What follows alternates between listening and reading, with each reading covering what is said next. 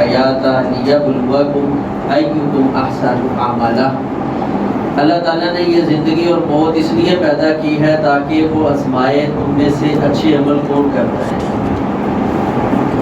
تو پچھلے درس میں ہم نے زندگی کی ابتدا، اس کے جو لوازمات ہیں ان کو ذکر کیا تھا۔ تو آج کے انشاءاللہ درس میں ہم اس چیز کو ذکر کریں گے کہ زندگی کا اختتام اور اس کے کیا لوازمات ہیں، اور یہ اس حوالے سے انتہائی حساس موضوع ہے۔ آپ کو یعنی سننے کے بعد اس چیز کا قدر احساس ہوگا کہ آج تک ہم اپنے پیاروں کو جب رخصت کرتے ہیں، الوداع کرتے ہیں، تو کیا آیا ہم شریعت کے تقاضوں کو کتنا پورا کرتے ہیں، اور کتنے ایسے معاملات ہیں کہ ہمارا مرنا، ہماری فوتگیاں وہ دینی معاملات سے دور ہو کر صرف ایک رسم و رواج کا حصہ بن چکی ہے۔ تو اللہ تبارک و تعالیٰ نے عمومی طور پر اس زندگی کا جو اختتام ہے اس کی ابتدا بیماری کے ساتھ رکھی ہے۔ عمومی جو انسان فوت ہوتا ہے، یعنی 90% سمجھ وہ پہلے ایک وقت ہوتا ہے، بیمار رہتا ہے، ایکسیڈنٹ ہوا تو اس صورت میں بیمار ہوا، ویسے کوئی بیماری لگ گئی، اس طرح کے کئی ایک معاملات۔ تو اس بیماری میں ہمارے دل میں کچھ معاملات ہیں۔ سب سے پہلی چیز یہ ہے کہ جب کوئی پیارا بیمار ہو جائے تو اس کو تسلی دینی ہے، حوصلہ دینا ہے۔ اور رسول اللہ صلی اللہ علیہ وسلم جب بھی کسی بیمار کے پاس جاتے تو آپ اس کو تسلی دیتے، حوصلہ دیتے، لا بأس طہور انشاءاللہ، کوئی مسئلہ نہیں، بیماری گھٹ جائے گی، یہ تکلیف ختم ہو جائے گی، میرے اللہ نے چاہا تو یہ تمہارے گناہوں کے کفارے کا سبب بن جائے گی، اس تکلیف کے ساتھ میرا اللہ تمہارے گناہوں کو معاف فرما دے۔ تو اس انداز میں سب سے پہلے یہ مصنون مختصر دعا ہے، اس کو یاد کریں۔ کوئی بھی اپنا عزیز پیارا اولاد میں، ماں باپ میں، بہن بھائیوں میں، عزیز و اقارب میں بیمار ہو تو اس کو سب سے پہلا کام جو ہے وہ ہم نے تسلی دینی ہے، لا بأس، پہلے دعا کی صورت میں دیں، پھر الفاظ کے ساتھ بھی کوئی مسئلہ نہیں انشاءاللہ۔ ایسے نہ ہو ہاں جی کیا مسئلہ ہے جی، وہ بتاتا ہے بس رپورٹیں بتا رہی ہیں جگر میں جو ہے نا یہ مسئلہ ہو گیا ہے، فلاں ہو گیا ہے، گردے فیل ہونے کے قریب ہے۔ اچھا چلے جی اللہ آپ کو صحت دے، لیکن میرے تایا جی کا بھی یہی مسئلہ بنا تھا، وہ نہیں بچا تھا، تو ٹھیک ہے انشاءاللہ، لیکن اللہ آپ کو صحت دے۔ وہ کہتا ہے جو بچنا تھا وہ بھی جلدی میں قریب ہو جاؤں گا۔ تو یعنی عمومی یہ ہماری ماؤں بہنوں میں کمی پائی جاتی ہے۔ اچھا ہاں ہمارے محلے کا بھی ایک آدمی تھا، اس کا بھی بس یہی بہانہ بنا تھا، لیکن اللہ آپ کو صحت دے۔ اس کو خاص صحت ملنی ہے جب پہلی بنیاد اس کی ایسی طرح۔ تو شریعت اسلامیہ نے جو ہمیں کیا سمجھایا ہے، لا باس، بڑی قوت کے ساتھ آپ اس کے سامنے آئے، حوصلے اور ہمت کے ساتھ مریض کے سامنے، اور اس کو کہے لا باس، کوئی حرج نہیں، کوئی بیماری نہیں ہے، میرا اللہ وہ قادر ہے، وہ اس چیز کے اوپر اللہ تعالیٰ جو ہے قدرت رکھتے ہیں، اس بیماری کو، اس تکلیف کو منٹ کے اندر ختم کر دیں۔ باقی جس تکلیف اور بیماری میں آپ مبتلا ہیں یہ عام بیماری نہیں، یہ آپ کے گناہوں کا کفارہ بن رہی ہے، جنت میں آپ کے درجات کی بلندی کا سبب بن رہی ہے۔ آپ اللہ پہ اچھی امید رکھیں۔ تو مریض کو بھی چاہیے اچھا گمان، اچھے الفاظ استعمال کرنے چاہیے۔ یہ نہیں جیسے نبی علیہ الصلوۃ والسلام ایک بزرگ کے پاس آئے، بیمار تھا، آپ نے اسے فرمایا لا بأس طہور انشاءاللہ، بھی کوئی مسئلہ نہیں انشاءاللہ، اللہ نے تیرے گناہ معاف کر دینے ہیں، بیماری بھی کٹ جانی ہے، دو فائدے ہو جانے ہیں، کچھ نہیں ہوتا۔ وہ کہتا ہے لا، نہیں آپ کہہ رہے ہیں کوئی حرج نہیں، بڑی حرج ہے، بل الحما، یہ جو بخار ہے، تزیر الشیخ القبور، یہ تو بابے کو قبر دکھا کے ہٹے گا۔ نبی علیہ السلام نے جب اس کی حالت یہ دیکھی نا، آپ نے فرمایا ہاں ادھر ٹھیک ہے، پھر اسی طرح آپ اٹھ کر گئے۔ صحابی بیان فرماتے ہیں شام نہیں ہوئی تھی کہ یہ بابا دنیا سے چلا گیا، فوت۔ یعنی تسلی بھی دینی ہے. اگر خود بیمار ہے کوئی تسلی دیتا ہے تو اس کو یعنی ہمارے بعد جو ہے نا مریض بھی ماشاءاللہ بہت اس مسئلہ اور رہنے دے میں ساری رپورٹاں پڑھ لی ہیں تو میں تو ایڈے دلاسے نہ دے ہیں. سنت میں عمل جو ہے وہ بہترین طریقہ ہے, وہی انشاءاللہ اس میں ہماری دنیا آخرت کی کامیابی. اس کے بعد رسول اللہ صلی اللہ علیہ وسلم نے دم سکھایا ہے. نبی علیہ الصلوۃ والسلام نے فرمایا کسی مریض کے پاس آ جائے, کسی بھی وہ موذی سے موذی مرض کے اندر مبتلا ہے, تکلیف اس کو پڑی ہے, آپ اس کے پاس جا کر 7 مرتبہ پڑھیں اسأل اللہ العظیم رب العرش العظیم ان یشفیک, اسأل اللہ العظیم رب العرش العظیم ان یشفیک, اسأل اللہ العظیم رب العرش العظیم ان یشفیک. 7 مرتبہ پڑھیں. نبی علیہ الصلوۃ والسلام نے فرمایا اگر اس بیماری کے عوض میں اللہ نے اس کے مقدر میں موت نہیں لکھی تو اللہ ان کلمات کی برکت کی وجہ سے اس کو اس تکلیف سے ضرور نجات دے. اس قدر کامیاب یہ دعا ہے. تو اپنے مریضوں کے پاس بخار میں مبتلا ہیں, درد میں مبتلا ہیں, کسی بھی موذی سے موذی مرض کے اندر مبتلا ہیں, اس کا امتحان ہے, آزمائش ہے, آپ وہاں جا کر اس کے پاس لا بأس انشاءاللہ اور اس کے بعد اسأل اللہ العظیم رب العرش العظیم ان یشفیک, اللہ سے میں سوال کرتا ہوں جو بڑی عظمت والا ہے, جو عرش عظیم کا مالک ہے, کہ وہ سوال کیا ہے کہ میرا اللہ تجھے شفا عطا فرما دے. تو نبی علیہ السلام نے فرمایا 7 مرتبہ جب یہ عمل کیا جائے گا تو اللہ تبارک و تعالیٰ اپنی قدرت کے ساتھ اس بیماری سے اس مریض کو ضرور صحت کے ساتھ نواز دیں گے. تیسرا کام اس میں جو ہمارے ہاں بیماری کی حالت میں کیا جاتا ہے, ڈاکٹر صاحب بتا دیتے ہیں. بعض تو ماشاءاللہ اپنے جو خاندان کے لوگ ہوتے ہیں وہ دیکھ لیتے ہیں, پاپا جی رات کو چاہ بڑی مانگتے ہیں, ڈاکٹر صاحب لکھ دیو چاہ دا پرہیز. ایک تو یہ بھی سسٹم چلتا ہے وہ جی ان کو میں چاہے تو کم پیے, رات کو 3 باری اٹھاتے ہیں. پہلا تو یہ ایک سسٹم ہوتا ہے پرہیز کا. دوسری بات یہ ذہن میں رکھیں, پرہیز کا مطلب کبھی بھی حرام نہیں ہوتا. پرہیز کا مطلب ہوتا ہے کثرت استعمال سے اجتناب. جس چیز کا بھی ڈاکٹر پرہیز کرتا ہے کرواتا ہے اس کا مطلب کثرت استعمال کا اجتناب ہے. اگر آپ پرہیز کا مطلب حرام سمجھتے ہیں تو آپ شریعت کی بہت بڑی خلاف ورزی, اور اللہ کا قانون ہے یا ایھا النبی لما تحرم ما احل اللہ, جس چیز کو اللہ نے تمہارے لیے حلال رکھا ہے تم اس کو حرام نہیں کرا دے. بڑی دفعہ ایسے ہوتا ہے آخری سانس ہوتے ہیں سکرات الموت میں, اچھا پانی اس کو پلا دے, وہ پانی مانگ بھی رہا ہے, نہیں ڈاکٹر صاحب نے کہا پانی کی ایک چمچ بھی اس کو نہیں پلانا, بس رہنے, وہ بیچارہ اسی طرح سے سکتا ہوا اس دنیا سے چلا جاتا ہے. تو پرہیز کا مطلب قطعاً یہ نہیں ہے کہ آپ اس کے اوپر وہ چیزیں حرام کر دیں, بلکہ نبی علیہ الصلوۃ والسلام نے جو مریض ہے اس کی طبیعت اس کے مزاج کو سمجھ کر جو چیز اس کو مطلوب ہے وہ اس کو دیں. نبی علیہ السلام نے ان چیزوں کا حکم دیا ہے. فرمایا ہو سکتا ہے ایک طب ایک حکمت ایک سوچ اور فکر یہ ہے کہ اس میں نقصان ہے, لیکن میرے رب نے اس کے لیے اس میں فائدہ رکھا, اور اس کی بڑی مثالیں ملتی کہ ایک چیز کا پرہیز تھا, اس نے کہا اچھا جی مرنا تو ہے, میں یہ کھا کے ہی مروں گا, مجھے تو بڑی پسند ہے. اچھا وہ کھا لیتا ہے, اللہ اس کو صحت دے دیتی ہے.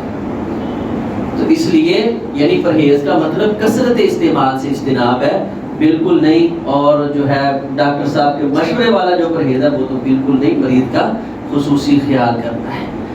اس کے بعد اگر یہ احتیاطی تدابیر کرنے کے بعد بھی سمجھ آتی ہے کہ یہ مریض جو ہے یہ بچنے والا نہیں, تو ہمارا حق بنتا ہے ہم اس کے سامنے حوصلہ افزائی والی باتیں کریں اور اس کا خصوصی خیال تھوڑا سا زیادہ خیال کریں.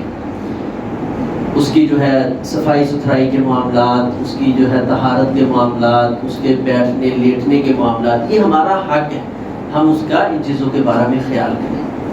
اگر آپ دیکھ رہے ہیں محسوس ہو رہا ہے کہ یہ اس دنیا سے جانے والے ہیں اور ان کے اوپر سکرات الموت کی جو ہے کیفیت طاری ہے, تو پھر رسول اللہ صلی اللہ علیہ وسلم نے ہمیں حکم دیا ہے لقنوا موتاکم لا الہ الا اللہ. جو قریب المرگ لوگ ہیں ان کے پاس تم نے لا الہ الا اللہ کا ورد کرنا ہے، اس کے پاس جا کر قریب میں ہو کر لا الہ الا اللہ ازرو تلقین، کہ آپ کے کیونکہ عمومی انسان کی یہ فطرتی معاملات ہے، جو لفظ وہ سنتا ہے ایٹومیٹک اس کی زبان پر جاری ہو جاتے ہیں. تو نبی علیہ الصلوۃ والسلام نے یہ لفظ تلقین بولا ہے کہ اس کے دل و دماغ میں یہ لفظ ڈالیں کہ اس وقت میں نے یہ لا الہ الا اللہ پڑھنا ہے. ہمارے یہاں کیا ہوتا ہے، اچھا جی جان نکلنے لگی ہے، نکل نہیں رہی، قرآن لے کے آؤ.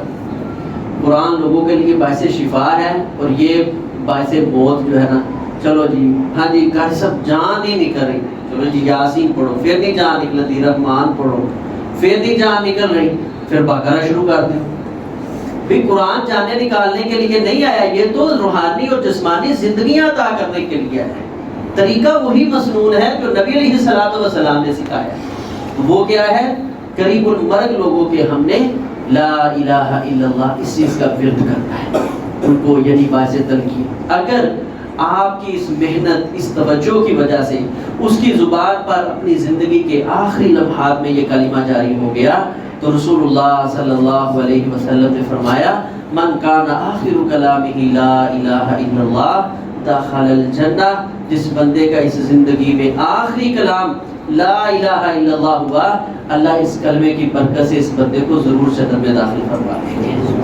تو پیاروں سے محبت کا پھر طریقہ وہی رکھنا چاہیے جو شریعت نے بتایا ہے، یا اپنی مرضی سے پھر بنا کر اور جو ہے کوشش کریں جی جو کام. اب میں یعنی مزید آپ کو سمجھانے کے لیے یہی کہہ سکتا ہوں کہ جو کام زہر کا ٹیکہ نہیں کر رہا وہ ہم قرآن سے لے رہے ہیں. تو قرآن اس مقصد کے لیے نہیں ہے.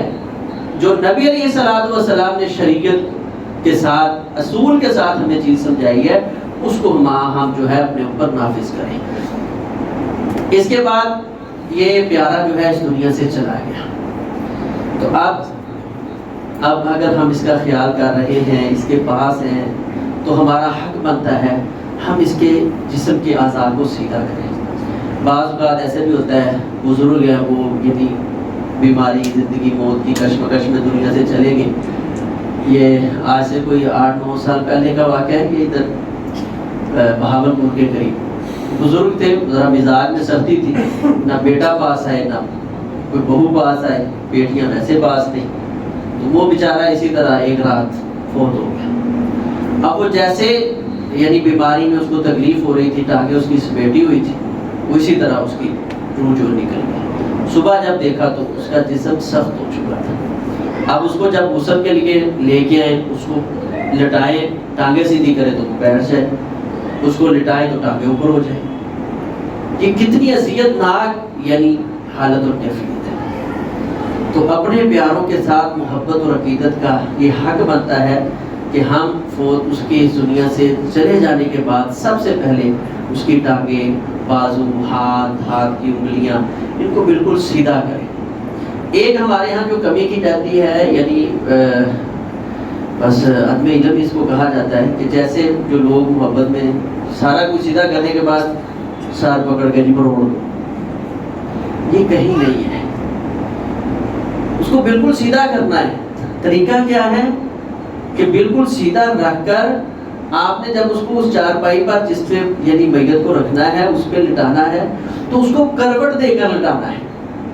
یہ نہیں کہ سیدھا لٹا کر اور آپ نے اس کا جو ہے نا چہرہ موڑ دینا ہے.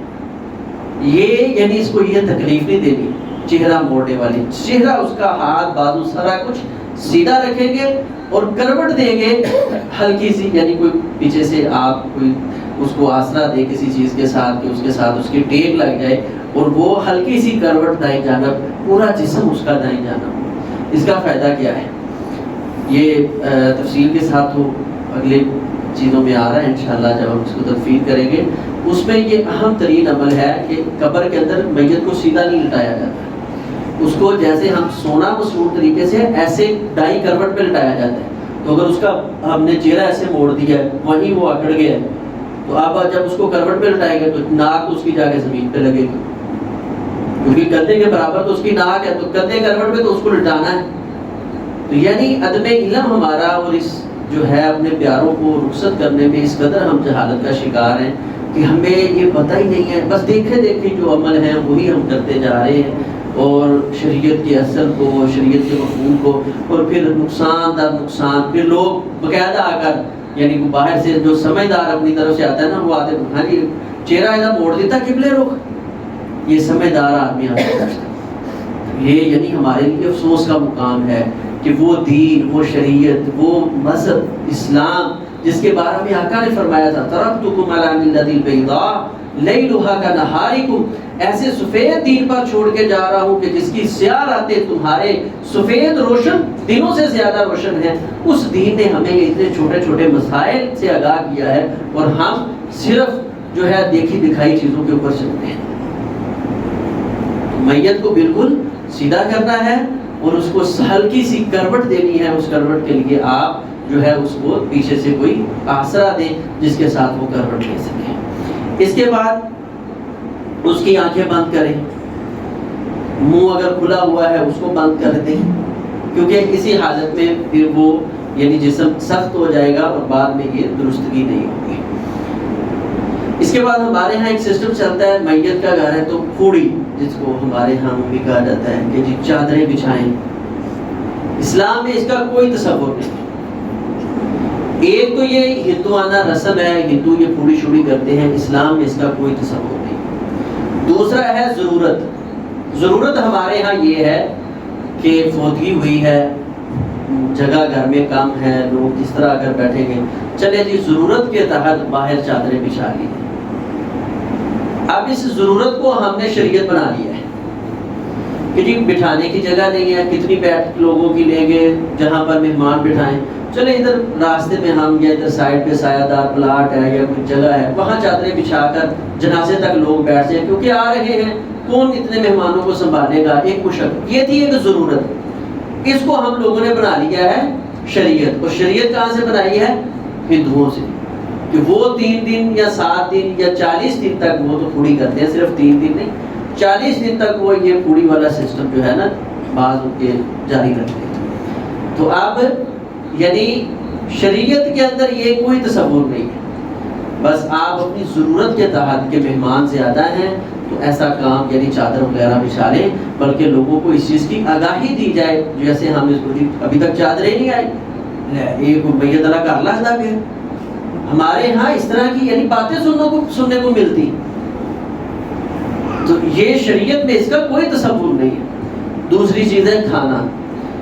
ہاں جب پہلا دن ہے، یہ ایک مصیبت، ایک پریشانی کا دن ہے۔ نبی علیہ الصلوۃ والسلام جب حضرت جعفر بن ابی طالب رضی اللہ تعالیٰ عنہ شہید ہوئے تو آپ ان کے گھر میں آئے، بچے چھوٹے چھوٹے تھے، رو رہے تھے، گھر میں ایک طوفان برپا تھا۔ آپ نے جب یہ حالت دیکھی تو فرمایا اصنعوا لآل جعفر طعاما، آل جعفر کے لیے کھانے کا انتظام کرو۔ کس کے لیے کھانے کا انتظام کرنا ہے؟ جن کے گھر فوتگی ہوئی ہے ان کے لیے، نہ کہ پورے محلے اور پورا جو ہے نا سوسائٹی اور پورے دیہات کے لیے۔ پھر جی جنازے تو پہلے اعلان کرے ہو، کھانے کا انتظام ہے، سارے مہمان کھا کے جائے ہو۔ یہ ایسی قباحتیں ہیں جو ہم نے شریعت سمجھ کر اپنے اوپر نافذ کر لی ہیں، اور یہ رواج اس قدر سختی پکڑ چکا ہے کہ کوئی اس کی تردید کرنا چاہے تو کہتے ہیں اس کو پتہ ہی کسی چیز کا نہیں۔ تو یہ 3 دن تک کے لیے کھانے کا انتظام کرنا، اس کی شریعت میں کوئی حیثیت نہیں ہے۔ ہاں پریشانی ہے، مثال کے طور پہ ہمسائے کو یہ احساس ہے کہ میرے ہمسائے کے گھر میں فوتگی ہوئی ہے، پریشانی ہے، چلے دور سے مہمان آئے، پہلے دن کا انہوں نے کھانا تیار کر دیا ہے، یا جو ہے اس کے بعد ہمارے تو جو تصور دیا جاتا ہے کہ 3 دن تک میت والے گھر میں آگ نہیں جل سکتی۔ اب یہ پتہ نہیں کون سی شریعت اور کون سی احادیث میں ایسی چیزیں آئی ہیں۔ ہم نے تو بڑی کوشش کی ہے کہ چلے کہیں سے مل جائے، ہمیں کتب حدیث میں ایسی کوئی روایات نہیں ملی، سوائے جو ہے بزرگ کہتے ہیں جی 3 دن تک آگ نہیں گھر میں جل سکتی۔ تو صرف نبی علیہ الصلوۃ والسلام نے پہلے دن کھانے کا انتظام کروایا ہے، اور وہ بھی اس صحابی رسول کے لیے جس کو انتہائی غم، اکیلے حضرت جعفر بن ابی طالب جو ہے پریشانی جو ہے تھے، چھوٹے چھوٹے بچے تھے اور گھر میں بہت زیادہ طوفان برپا ہوا تھا، تو آپ نے فرمایا کہ یہ ان سے غم سہا نہیں جا رہا، ان کے لیے غم جو ہے کھانے کا انتظام کر دو، یہ گھر والوں کے لیے آپ نے تخصیص کی ہے، لآل جعفر طعاما۔ ہمارے ہاں تو یہ نہیں جی نہیں، کھانے کے بنا مثلا ہم بھی جنازہ پڑھانے جاتے ہیں نا، اچھا جی نہیں جی کھانا تیار ہے، کھانے کے بنا نہیں جانے۔ حضرت جابر بن عبداللہ رضی اللہ تعالیٰ عنہ فرماتے ہیں میت کے گھر سے کھانا اس کو صحابہ نوحے میں شمار کیا کرتے، اور نوحہ وہ عمل ہے جس کے اوپر اللہ کے رسول صلی اللہ علیہ وسلم نے لعنت کی ہے۔ یعنی ان چیزوں کو ہم تصور ہی نہیں کرتے کہ کیا ہی معاملہ ہے۔ تو اس طرح یعنی یہ کھانے کا جو سسٹم ہے، کوشش کریں اپنے جو خاندان میں ان چیزوں کو راسخ کریں، سمجھائیں۔ بہت دکھ ہوتا ہے جب جا کے لوگوں کو یہ چیزیں سمجھاتے ہیں کہ بھئی اس طرح کا یہ معاملہ نہیں ہے، وہ کہتے ہیں جی مسئلہ تو سارا تو ہمیں پتہ چلے، اتنے ادھر علماء ہیں وہ تو کوئی بتاتا ہی نہیں، کہ ہم کہتے ہیں کوئی دلیل لے کر آؤ، اچھا دلیل بھی کوئی نہیں، دنیا کر رہی ہے نا، یہ کام دلیل ہے؟ میں نے کہا بھی کوئی دلیل، اس نے کہا دلیل کوئی نہیں، میں کر رہا ہوں نا، یہ کام دلیل ہے کہ میں کام کر رہا ہوں؟ ایسی شریعت اس چیز کا نام نہیں ہے۔ خدا را شریعت کے اصول کتنی آسانیاں ہیں ہر معاملے میں۔ آپ کو پتہ ہے آپ بھی خاندانوں میں رہنے والے، اس کھانے کی وجہ سے خاندانوں میں کتنی لڑائیاں ہوتی ہیں بعد میں۔ آج کا دن ننیال کا ہے، آج کا ددیال کا ہے، آج دمادوں کا دن ہے، یہ طے نہیں کی ہے ہمارے لوگوں نے۔ جب شریعت کی مخالفت کریں گے پھر کبھی خیر و برکت نازل نہیں ہو سکتی۔ وقت تو تھا یہ احساس کا، وقت تھا غمخواری کا، وقت تھا دوسرے کے دکھ کو محسوس کرنے کا، لیکن شیطان نے داؤ لگا لگا کے اس وقت کو بھی ہمارے لیے دشمنی کا وقت بنا دیا، اور رشتے تعلق ٹوٹ جاتے ہیں اس بنیاد پر کہ جی آج ان کا دن تھا، انہوں نے احساس ہی نہیں کیا۔ یا جی کھانا پہلے دیہاتوں میں کیا ہوتا تھا، فوت ہو جاتا صرف آلو، اکیلے آلو پکاتے، پھر انہوں نے کہا تھوڑا بہت چکن، آپ تو کہتے ہیں نہیں جی چکن بریانی ہونی چاہیے، مہمان بڑے وی آئی پی آ، کیا اللہ کے بندو کوئی اس مسئلہ میں احساس ہو۔ غم کا وقت ہے، ہر انسان نے اس دنیا سے جانا ہے، آج کسی کا پیارا جا رہا ہے، کل ہمارے پیاروں نے بھی جانا ہے، کل ہم نے بھی اس دنیا سے جانا ہے۔ تو اس لیے اس پوری کا اس کی ایک ضرورت کے حد تک آپ اس کو صرف لے سکتے ہیں، اور اس کے بعد کھانا یہ ایک دن دو دن آپ دیکھتے ہیں کہ یہ حق کن کا ہے، یہ ہمسایوں کا حق ہے۔ نبی علیہ الصلوۃ والسلام کے حضرت جعفر کیا لگتے تھے؟ چچا زاد بھائی تھے، حضرت علی رضی اللہ تعالیٰ کے بھائی تھے۔ آپ کہتے اپنی بیٹی کو کہتے کہ کھانا بنا، لیکن آپ نے ایسے نہیں کیا، وہ ہمسائے یعنی درد احساس دیا ہے نبی علیہ السلام نے کہ جو پاس والا ہے وہ اسلام کو محسوس کرے۔ آپ نے ان صحابہ کو حکم دیا، آپ چاہتے خود بھی تو کھانا تیار کروا سکتے تھے۔ تو یہ رشتے یعنی ان چیزوں پہ باریاں تقسیم کر کے اور اس طرح کے معاملات کرنا، شریعت ان چیزوں کی قطعی اجازت نہیں دیتی۔ اور اس کو یعنی کوڑی کو بھی بطور ضرورت آپ استعمال کریں، یعنی ایک دن ہے مہمان زیادہ ہے، اس کے بعد ٹھیک ہے مہمان آتے ہیں گھر میں، جو آپ کا بیٹھنے کی جگہ ہے، کوئی افسوس کرنے کے لیے آتا ہے، 3 دن تک آپ ان کا انتظار کریں، وہ کرتے ہیں ٹھیک ہے، لیکن یہ باقاعدہ وقت ہے جی صبح 8 سے لے کے 6 بجے تک شام پوری لگے گی، وہاں آ کے لوگ پھر وہ آگے جو سارا سسٹم ہوتا ہے، اس طرح کی کوئی حیثیت شریعت اسلامیہ کے اندر موجود نہیں ہے۔ اس کے بعد ہمارا حق ہے کہ ہم نے اپنے پیاروں کی جدائی پر صبر کرنا ہے۔ اب پیارا جدا ہو گیا ہے، جگر کا ٹکڑا جدا ہو گیا ہے، تو اس پہ ہم نے صبر کرنا ہے۔ ایک تو صبر کے لیے جملہ ہے انا للہ و انا الیہ راجعون۔ ایک نبی علیہ السلام نے فرمایا جب کسی کا جگر کا ٹکڑا کاٹ دیا جاتا ہے تو وہ اس پہ فحمد اللہ، الحمدللہ کہتا ہے، یعنی جیسے ہی یہ خبر ملی کہ میرا پیارا اس دنیا سے چلا گیا تو لفظ کیا بولا؟ الحمدللہ۔ اب یہ بھی ہماری دیکھ لیں کہ کس قدر یعنی گری ہوئی سوچ ہے۔ اگر کوئی مطلب ایسے وقت پہ کہتے ہیں نا الحمدللہ، تو ہم کہتے ہیں انہیں شکر ادا کیا جان چھوٹ گئی، کہتے ہیں یا نہیں ایسے کہتے ہیں؟ آپ اپنے پیارے مثال کے طور پہ مطلب پیاروں نے جانا ہے، بھائی کے فوت ہونے پہ آپ کو خبر ملے، آپ غم میں کہیں الحمدللہ، تو سننے والا فوراً گھر آ کے بچوں کو بھی بتائے گا، اس کی بیوی کو بھی بتائے گا، بڑا تیرا بھرا مرد نے شکر کیتا سی میں کرنا نہ سنے۔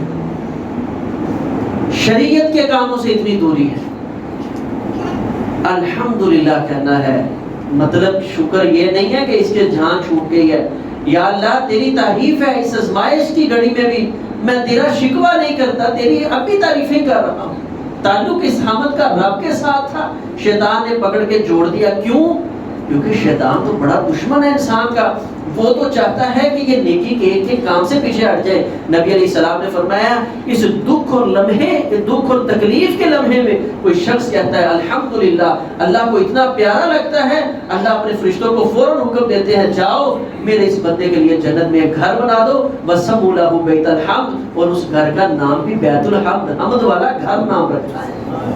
کتنی فضیلت ہے اس بات کی۔ لیکن کہہ کے کوئی جائے تو جائے کہ کسی میں جرت ہے کہ کوئی اپنے پیارے پہ فوت ہونے پہ الحمدللہ کا لفظ بول کے دیکھے تو صحیح۔ تو الحمدللہ انا للہ و انا الیہ راجعون، اللہم اجرنی فی مصیبتی واخلف لی خیرا منہا۔ یہ دعا پڑھیں۔ حضرت ام سلمہ رضی اللہ تعالیٰ عنہ بیان فرماتی ہیں جب نبی علیہ السلام، جب میرے خامد ابو سلمہ اس دنیا سے چلے گئے تو میں بڑا اچھا، بڑا محبت، عقیدت، پیار تھا، تو نبی علیہ السلام نے مجھے نا یہ تحفتاً یہ دعا بھیجی کہ اللہ سے یہ دعا کیا کر کہ اللہ یہ مصیبت، یہ پریشانی بہت بڑی ہے، لیکن اس پہ تیری حمد کرتی ہوں اور میں تیرے سے اس کی اجرت، اس کی مزدوری چاہتی ہوں، اس پریشانی کا عوض تو آخرت میں میرے لیے کوئی تیار کر دے۔ وَاخْلُفْ لِي خَيْرًا مِنْهَا، اے اللہ یہ مصیبت، ان کی جدائی کا غم بہت زیادہ ہے، لیکن میں تجھ سے اس سے بھی بہتری کا سوال کرتی ہوں۔ فرماتی جب اس لفظ پہ آتی نا تو میں کہتی پورے مدینے میں ابو سلمہ سے اچھا کون ہو سکتا ہے، اچھے دن گزرے تھے۔ تو جس دن نبی علیہ السلام نے پیغام نکاح بھیجا نا کہ اے ام سلمہ، اللہ مجھے کہہ رہے ہیں کہ ام سلمہ سے نکاح کر لو اور آپ اس کے لیے راضی ہیں، تو فرمانے لگی مجھے پھر وہ دعا کا معنی مفہوم بھی اہم سمجھ آ گیا، وَاخْلُفْ لِي خَيْرًا مِنْهَا، ابو سلمہ تیرے جیسے ہزاروں بھی ہوں پیغمبر کی جوتی پہ قربان ہو جائے۔ تو اس یقین اور اعتماد کے ساتھ اللہ تعالیٰ سے دعا کرنی ہے اس مصیبت اور پریشانی کی گھڑی میں۔ واویلا نہیں کرنا، رونا نہیں ہے، پیٹنا نہیں ہے۔ ہاں پر پیاروں کی جدائی یہ ایک انتہائی المناک لمحہ ہوتا ہے، آنکھوں سے آنسو جاری ہو جائے۔ نبی علیہ السلام آئے، آپ نے ایسے اپنے بیٹے کو ہاتھ میں اٹھایا ہوا، حضرت ابراہیم رضی اللہ تعالیٰ عنہ کو، اور نبی علیہ السلام فرما رہے دیکھ کر ان العین تدمع والقلب یحزن وان بفراقک لمحزونون، فرمایا دل بڑا غمگین ہے، آنکھیں آنسو بہا رہی ہیں۔ صحابی رسول فرمانے کہ اللہ کے رسول آج تک صبر کی تلقین کرنے والے آج آپ بھی جو ہے بے صبری کا مظاہرہ کر رہے ہیں۔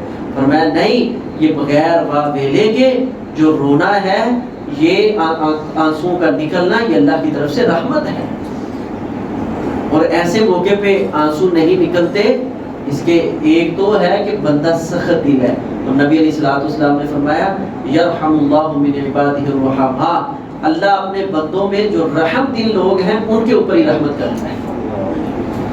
تو یہ ایک رحمت کی دلیل ہے اللہ کے نبی علیہ السلام نے دی کہ اپنے پیاروں کی جدائی پہ آنکھوں سے آنسوؤں کا نکلنا۔ اور اگر اس کے الٹ واویلا کیا جائے، نبی علیہ السلام نے فرمایا ان المیت لا یعذب ببقاء اہلہ، میت کو گھر والوں کے اس بلا وجہ شور شرابے کی وجہ سے عذاب تکلیف پہنچائی جاتی ہے۔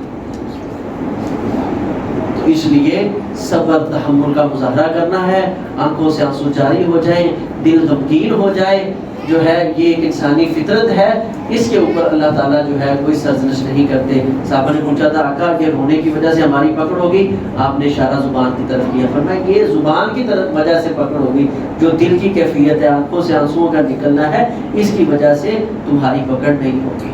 تو اس چیز کا اہتمام کرنا ہے۔ اور حضرت عمر بن خطاب رضی اللہ تعالیٰ عنہ دیگر صحابہ اس چیز میں بڑی سختی کیا کرتے تھے، بار بار سمجھایا کرتے تھے اپنے اہل و عیال اولاد کو کہ میرے اس دنیا سے جانے کے بعد یہ ایسی حرکت نہیں ہونی چاہیے کہ تم جو ہے باواز بلند رو، چیخو، اپنے آپ کو پیٹو۔ نبی علیہ السلام نے فرمایا لیس منا من ضرب الخدود وشق الجیوب، جس آدمی نے غموں میں آ کر اپنے منہ پہ تماچے مارے، بالوں کو وہ کھیر لیا، یہ حضرت آپ جا کر دیکھیں کیا حالت اور کیفیت ہوتی ہے۔ نعوذ باللہ، اللہ کی صاحب کے ساتھ کفریہ کلمات اس غم کی گھڑی میں انسان کی زبان سے جاری ہوتے ہیں۔ تو ان چیزوں سے بچنا ہے. کب بچیں گے؟ جب ہم اپنے بچوں کو تعلیم کی، جو دین کی تعلیم ہے، بچوں کی تربیت دین کے مطابق کریں گے. تو ان چیزوں کو ہم نے مد نظر رکھنا ہے.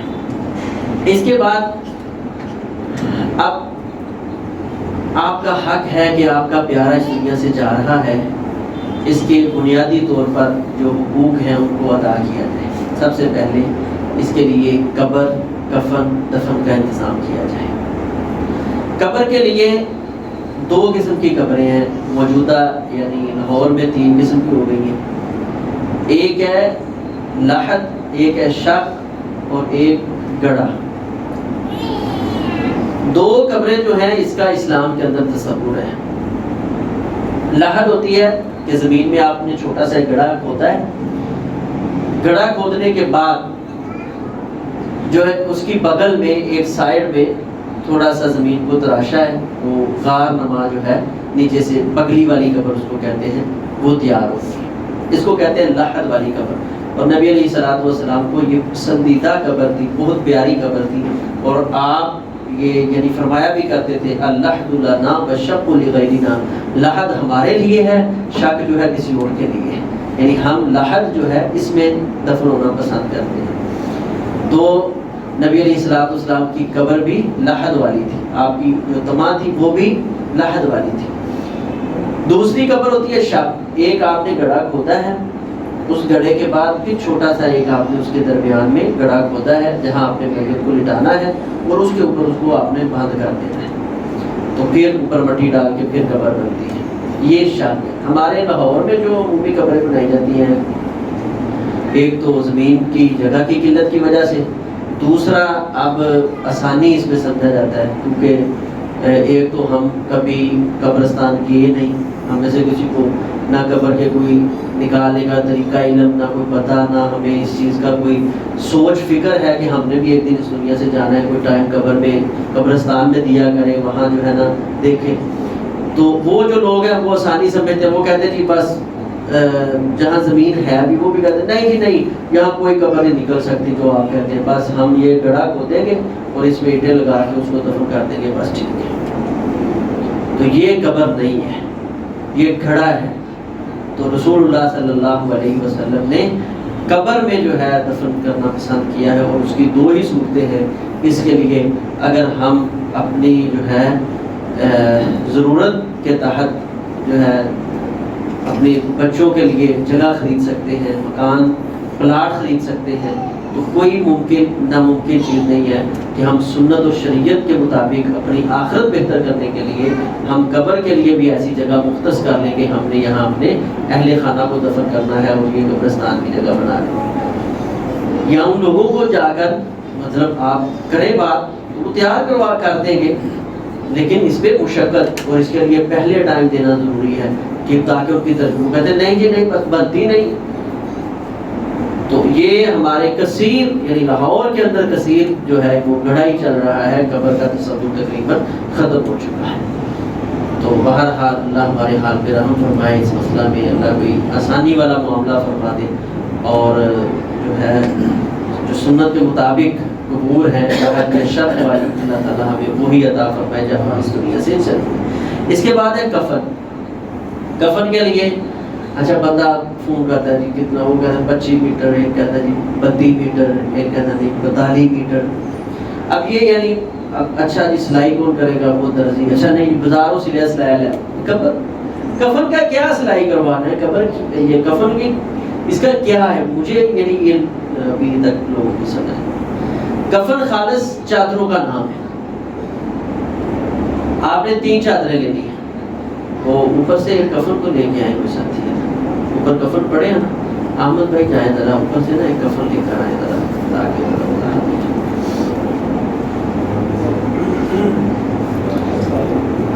یہ یعنی ہمارا یہاں ادھر بیٹھنے کا ایک یہ وہ جلسہ کرنا مقصد نہیں ہوتا، مقصد ہوتا ہے تربیت. اور یہ سب سے بڑا علم ہے کہ ہمیں چھوٹے چھوٹے مسائل کا علم ہو جائے.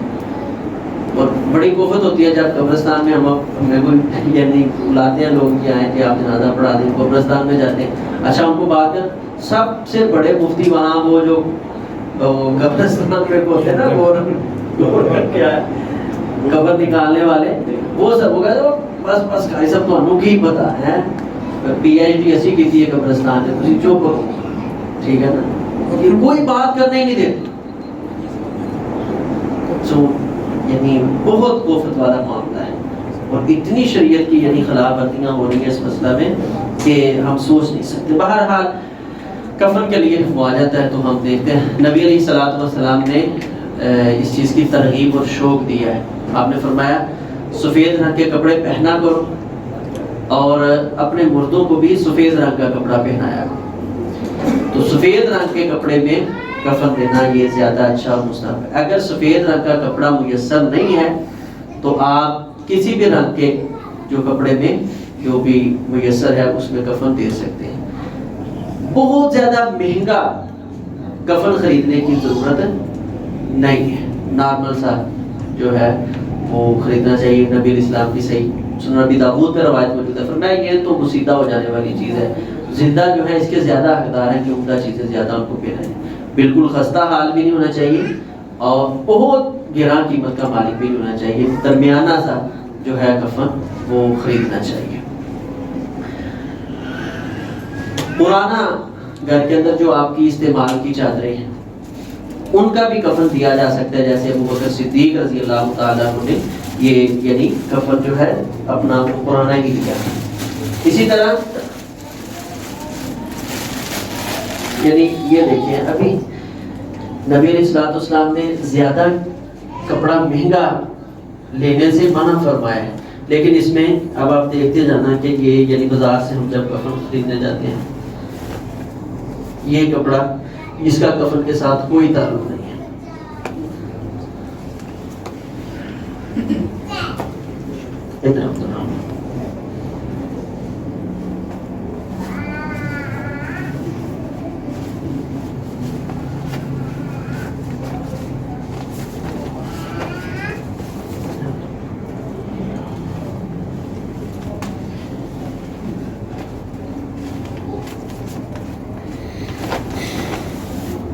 یہ کپڑا ہے اس کا کفن کے ساتھ کوئی تعلق نہیں ہے.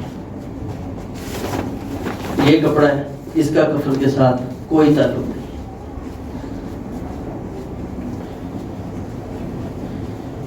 یہ پجامہ ہے اس کا کفن کے ساتھ کوئی تعلق نہیں. اب یہ کتنے کپڑے ہیں اور اس کو اگر آپ میٹر میں اور اس کی پھر قیمت لگائیں تو جس نبی نے دوسروں کے احساس میں ہمیں یہ چیز سکھائی ہے کہ زیادہ مہنگا نہیں کفن خریدنا, وہ اتنے کپڑے اس کی امت جو ہے ضائع کر رہی ہے. یہ کسی غریب کو لے کر دیں تو اس کے لیے آپ کو بازار سے خریدنے کی کوئی ضرورت نہیں ہے. کفن بازار سے خریدنے کی جب میت کے کپڑے اتارے جی آ رہے ادھر اجے صرف کفن خرید رہے ہیں تو پھر ادھر آؤ دونوں دفنان تک لے کے جاؤں گے نال ٹینشن اور جنازہ پڑھا کے نہیں واپس بھیجنا, قبر تک جاواں گے دعا کر کے واپس آ تاکہ انشاءاللہ آج کوئی مسئلے تھوڑے جائیں. آسان سا اس کا طریقہ یہ ہے کہ آپ میت کا سائز لیں. مثال کے طور پہ بندہ 5.5 فٹ, آپ بازار میں جائیں اس کو کہیں 6.5 فٹ کے حساب سے یعنی 18-20 میٹر آپ کپڑا لے لیں. باہر اس کا آپ دیکھ لیں. کفن کے اندر صرف 3 چادریں, ان کو آپ لا کر برابر کی مقدار میں یعنی 6.5 فٹ 5.5 فٹ کا خود ہے, آدھا فٹ سر کی طرف سے اور آدھا پیچھے چلا جائے گا, لو جی کفن تیار ہو. اب اس مسئلے میں وہ جو درزی ہے وہ نہیں جی میرے پاس ٹائم نہیں ہے کفن سلائی کرنے کا, وہ فلانے کے پاس یہ نہیں ہے, تو ایسی کوئی ضرورت نہیں. یعنی آپ یہ اس طرح یہ چادر بالکل اس میں اب کیا سلائی کرنا ہے کچھ بھی نہیں. یہ آپ نے بڑے بار کا کپڑا لیا ہے یہ اور اس کو آپ نے یعنی اکٹھا تھا تو 5.5 ہے تو 6.5, اگر 6 فٹ ہے تو آپ 7 فٹ میں اس کو کاٹ لیں. اسی طرح دوسری چادر کو کاٹ لیں.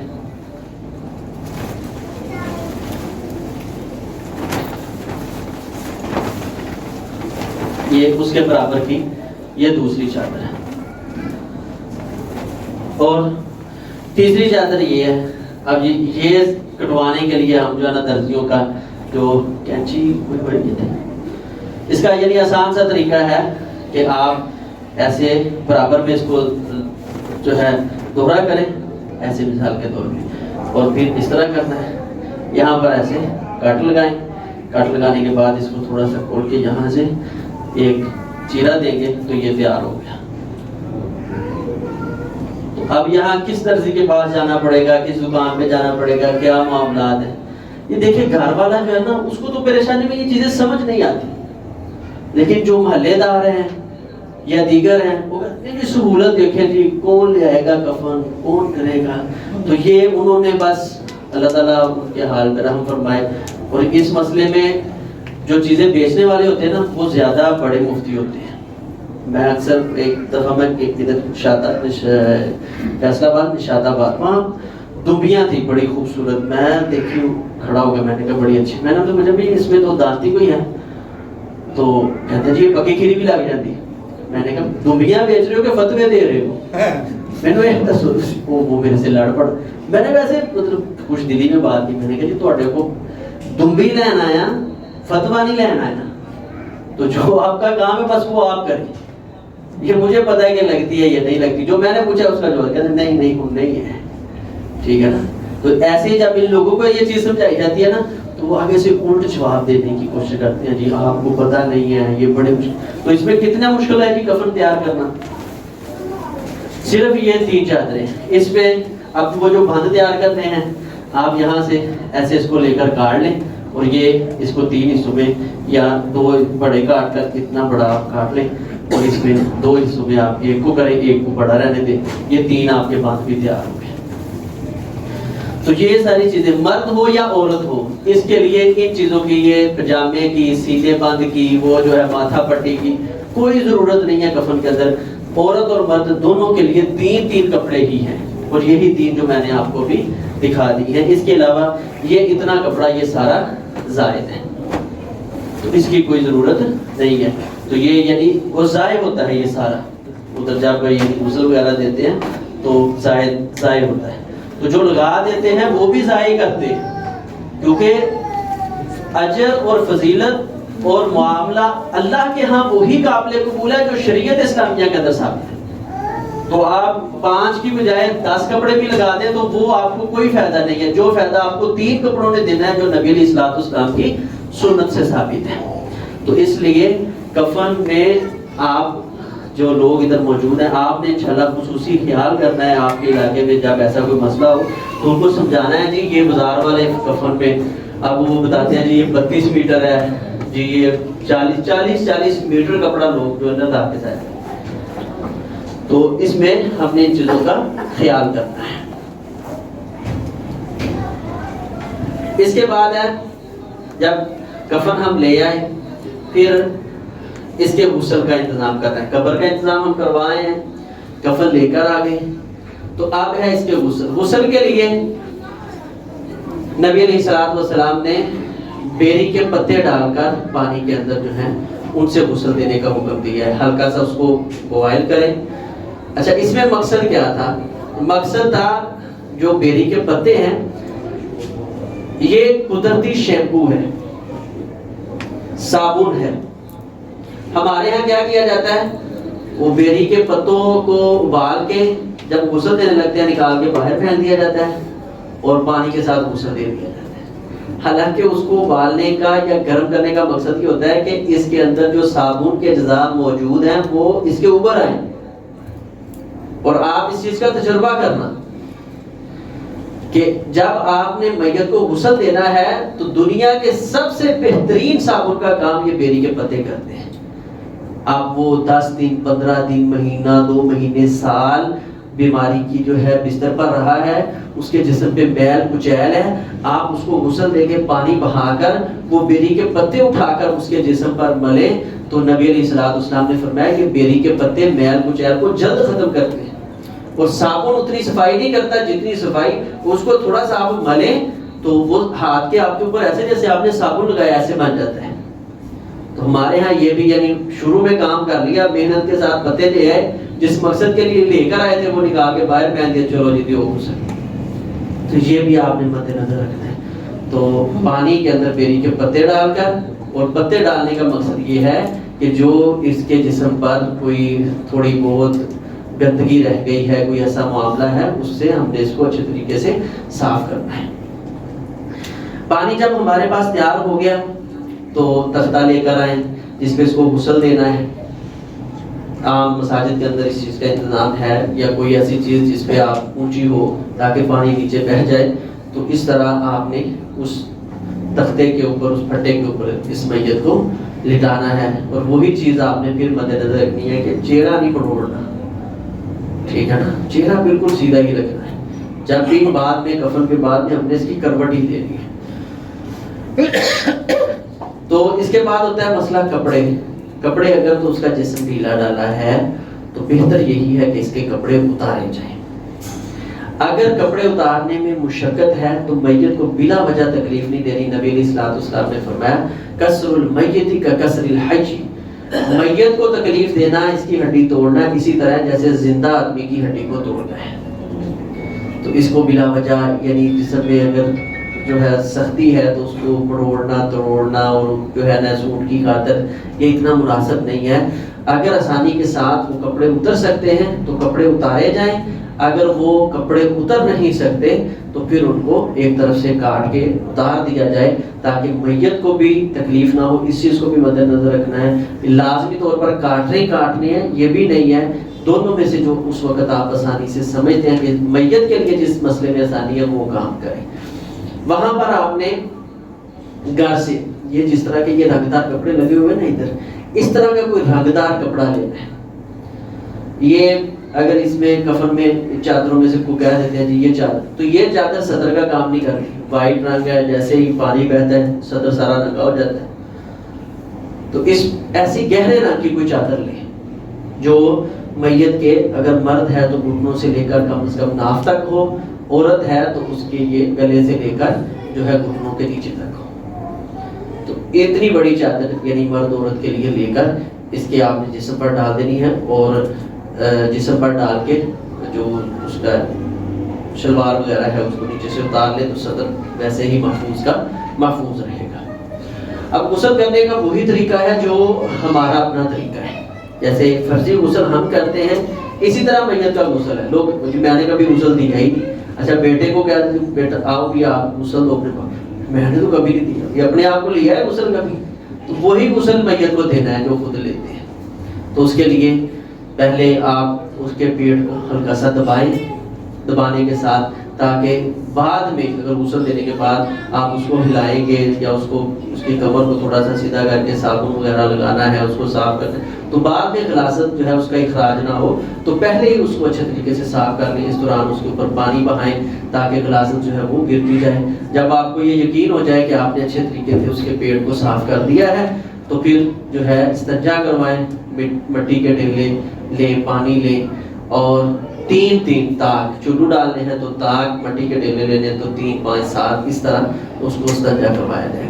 استنجے کے بعد اسی طرح جیسے ہم ہاتھ دھوتے ہیں اچھے طریقے سے اس کے ہاتھ یا انگلیوں کے درمیان خلاف وغیرہ کر کے میت کو اچھے طریقے کے ساتھ جو ہے غسل میں ہم نے یہ خیال کرنا ہے۔ کلی کروانے کے لیے کوئی ضروری نہیں ہے وہ اس کے منہ میں پانی ڈالا جائے پھر روئی کے ساتھ اس کو لیا جائے، ہلکا پھلکا اس کے ہونٹوں کو ہلکا سا کھولیں، روئی کے ساتھ اس کے دانتوں پہ بس ہلکا سا مل دیا جائے۔ 3 بار اس طرح کر لیں، آپ 2 بار کر لیں، ٹھیک ہے، کوئی مسئلہ نہیں ہے، یہ 1 بار۔ اسی طرح ناک کے نتھنوں میں بھی وہی پانی بعد میں یعنی روئی ساتھ میں کاٹوں رکھ لیں اور اس کے ساتھ اس کو آپ کریں۔ اس کے بعد اس کے چہرے کو دھوئیں، چہرے کو اچھے طریقے کے ساتھ دھونے کے بعد جو ہے وہ بازوں کو دھوئیں۔ بازوں کو دھونے کے بعد آپ نے 3 چلو لینے ہیں جو عمومی غسل کا طریقہ ہے، 3 چلو لینے ہیں، اس کے پہلے دائیں جانب پھر بائیں جانب پھر درمیان میں ڈال کے اچھے طریقے کے ساتھ اس کے سر کا خلال کرنا ہے۔ مسا نہیں کرنا؟ نہیں، مسا نہیں ہے۔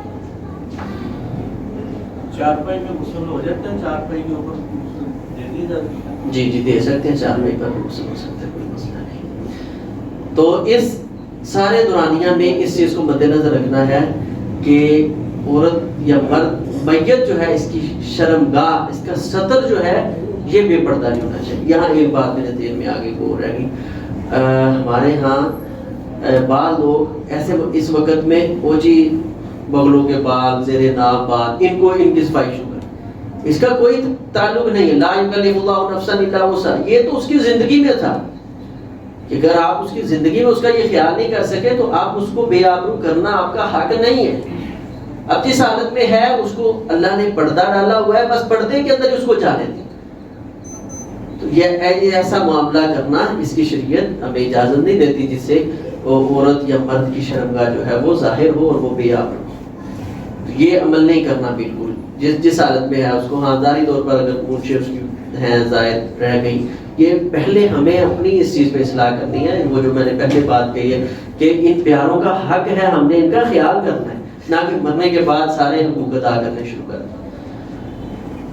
تو اچھے طریقے کے ساتھ ان کو جو ہے سر میں 3 چلو ڈال کے، سر کا مسح نہیں ہے، جو فرضی غسل ہے اس میں سر کا مسح نہیں ہے، ٹھیک ہے. افضل یہی ہے کہ سر کا مسح نہ کیا جائے، بلکہ 3 چلو سر کے اندر ڈال کے پھر دائیں جانب اس کے سارے جسم پر پانی بہائیں، پھر بائیں جسم پر پانی بہائیں، پھر اس کو ہلکی سی کروٹ دیں اور دائیں جانب جو ہے اس کے پانی بہا دیں، پھر دوسری طرف سے کروٹ دیں نیچے کمر میں اس کے بائیں جانب. یہ ایک مرتبہ جب آپ نے اس کے چاروں اطراف میں پانی بہا دیا ہے تو یہ ایک مرتبہ آپ نے اس کو غسل دے دیا ہے.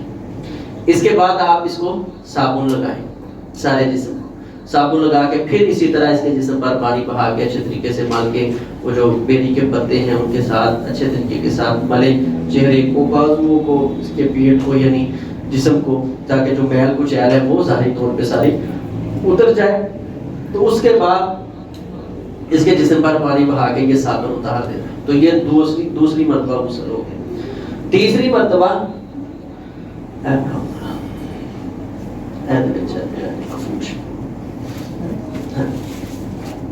میت کو جو غسل دینا ہے اس میں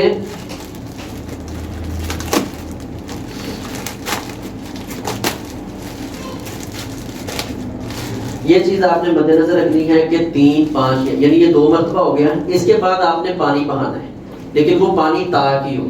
1 مرتبہ بہائیں گے تو 3 ہو جائے گا، 2 مرتبہ بہائیں گے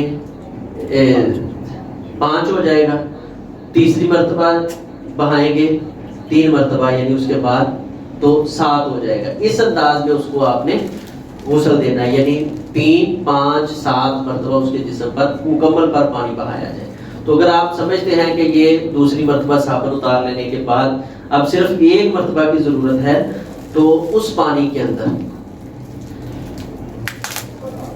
یہ جسے ہم کافور کہتے ہیں، یہ کافور جو ہے اس کو آپ نے یعنی وہ پانی جو ہے لینا ہے، اللہ تھوڑا سا لے لیں کہ اس کے جسم پہ آخری مرتبہ اگر زیادہ ہے، اگر کم نہیں ہے تو اس کے اندر آپ نے اس کافور کو پانی کے اندر شامل کرنا ہے. تیسری مرتبہ ہمارے ہاں یہ بھی بڑی کمی پائی جاتی ہے کہ وہ پانی وہ ویسے ہی اور بعد میں جو ہے کفن کے اوپر اس کو جو ہے نا پھیلا دیا جاتا ہے. تو یہ یعنی ایسے آسانی کے ساتھ یہ مسح ہو جاتا ہے. اس کو بریک کریں، تھوڑا سا آپ ملیں گے مزید تو یہ بالکل بریک ہو جائے گا. آپ اس کو پانی کے اندر 2 ہے 3 ہے 4 جتنی ہیں آپ اس کو پانی کے اندر ڈال دیں. اس کے ساتھ اس میں خوشبو ڈالیں. عرب میں جو کافور ہوتا تھا وہ خوشبودار تھا. یہ تو صرف ایک ایسی مہک کا مالک ہوتا ہے کہ جس کے ساتھ کیڑے وغیرہ پاس نہیں آتے. تو عرب کے اندر جو کافور ہوتا تھا وہ انتہائی خوشبودار ہوتا تھا. تو اس میں آپ ایسے اگر آپ کے پاس گھر میں اچھی خوشبو ہے تو وہ اچھی خوشبو لگائیں، یا بازار میں یہ مل جاتی ہے سادی سی، تو بہتر ہے کہ کوئی اچھی خوشبو وہ بھی پانی کے اندر ڈالیں. تو آخری مرتبہ اس خوشبو اور کافور والے پانی سے اس کو غسل دینا ہے. اور یہ بھی میں کہتا ہوں شاید 99% کام جو ہے نہیں ہوتا ہوگا ہمارے یہاں، جو ہے ان چیزوں کا خیال نہیں کیا جاتا. نبی علیہ السلام نے اپنی بیٹی کے غسل کے موقع پر حکم دیا تھا وَجْعَلْ فِي آخِرِهِنَّ كَافُورًا، آخری جو پانی آپ نے بہانا ہے وہ کافور والا بہانا ہے. تو اس کو یعنی آپ نے شامل کر کے خوشبو کو جب بھی اگر 3ری مرتبہ ہے 5ویں مرتبہ ہے 7ویں مرتبہ ہے تو اس کو آپ نے کافور اور خوشبو کے ساتھ مکس کر کے اس کے اندر آپ نے ڈالنا ہے. اس کے بعد ہے کفن دینے کا طریقہ. یہ جیسے میں نے 3 چادریں آپ کو دکھائی ہیں، ٹھیک ہے، وہ لے آؤ.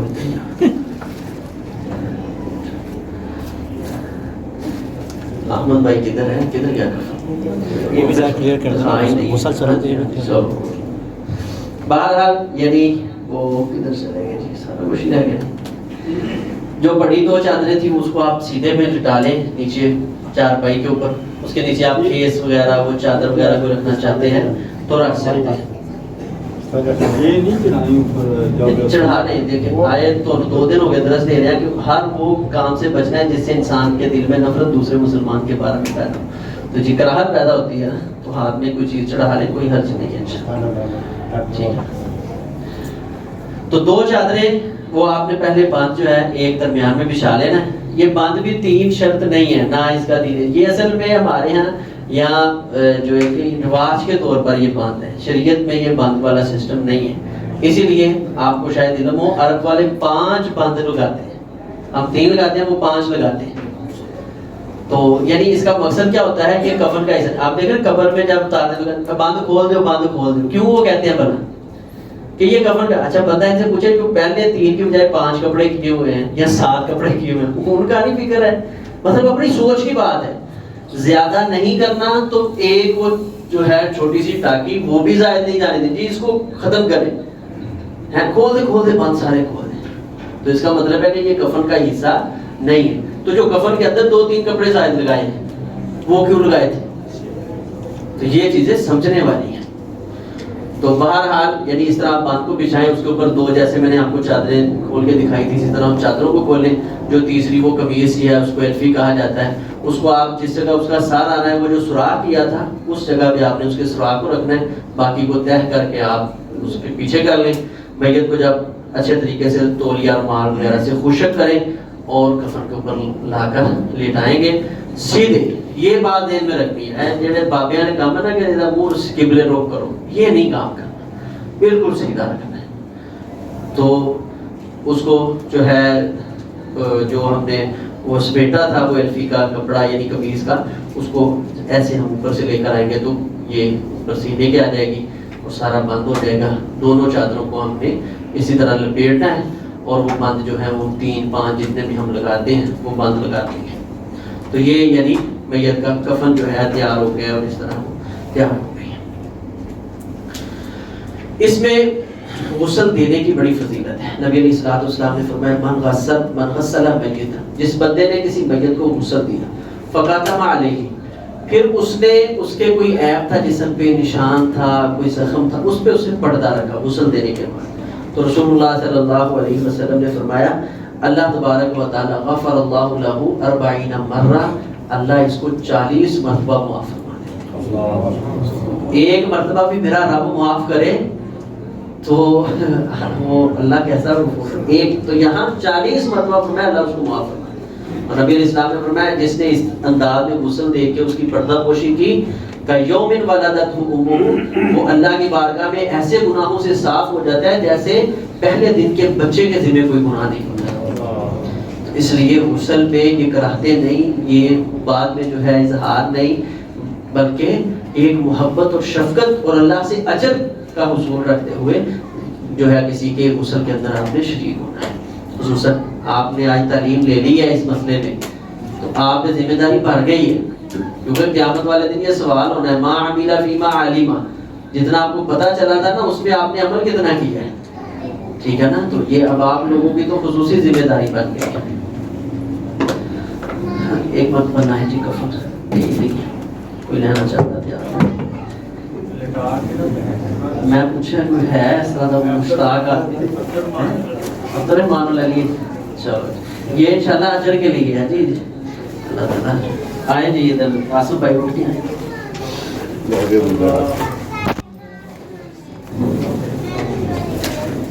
یہ یعنی وہ اسی طرح میں نے کہا تھا خود ہم اس کا بند بنا سکتے ہیں. ٹھیک ہے یہ بڑے ہیں اس کو چھوٹا بھی کر لیں تو وہ ہے ہاں جی ٹھیک ہے ایسے اس کو بچھا لینا ہے. یہ یعنی بند ہے تو اس کو ایسے بچھاتے ہیں. اس کے بعد یہ ایک چادر ہے اس چادر کو اسی طرح پیچھے مائک پیچھے یہ چادر کو اس طرح بچھا لیں گے. دوسری چادر بھی اسی طرح اس کے اوپر بچھا لیں. ہاں جی.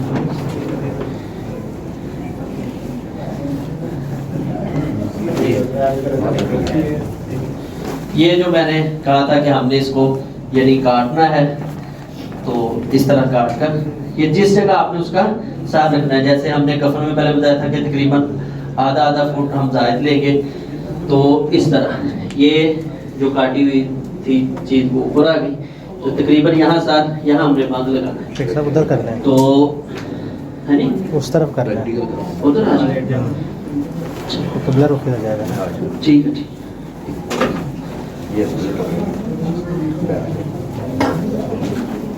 ایک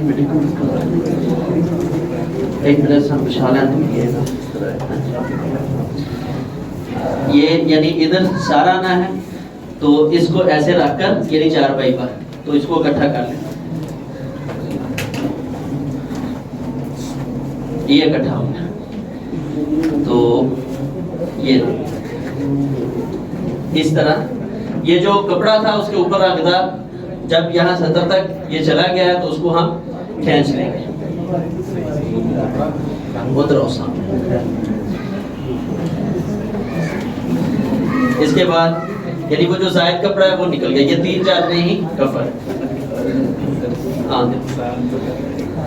رسی پکڑو. ابھی صبر کرو. ٹھیک ہے. ادھر چاہتا تھوڑا جا تسی تھوڑا جا پیچھو پیچھو. بس ٹھیک سرا ہو جائے گی.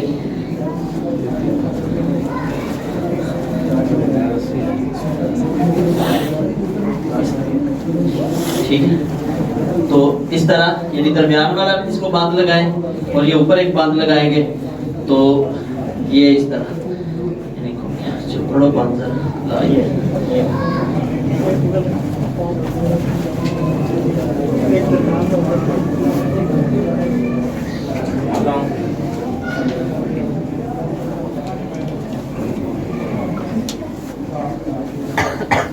تو اس طرح بس یہ جو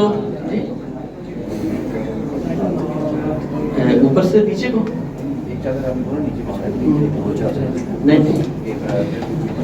نہیں ایسے یہ یعنی اس طرح یہ وہ چہرہ دیکھنے کے لیے رکھتے ہیں.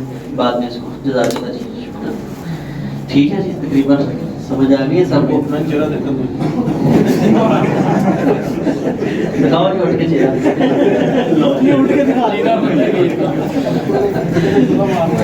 ہاں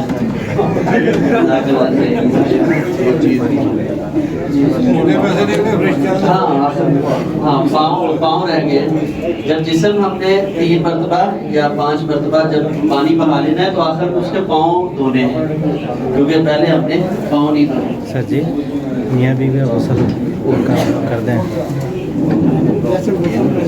وہ کٹتے ہیں جیسے غسل میں لاسٹ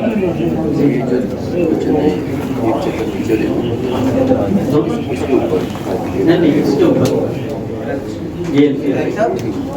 غسل دیتا ہے کیا اس کے اوپر بھی غسل واجب ہو جاتا ہے؟ نہیں غسل واجب نہیں ہے. غسل کر لیں تو بہتر ہے. ہاں بس سوالات میں تھوڑا سا کام ہے یہ رہ گیا.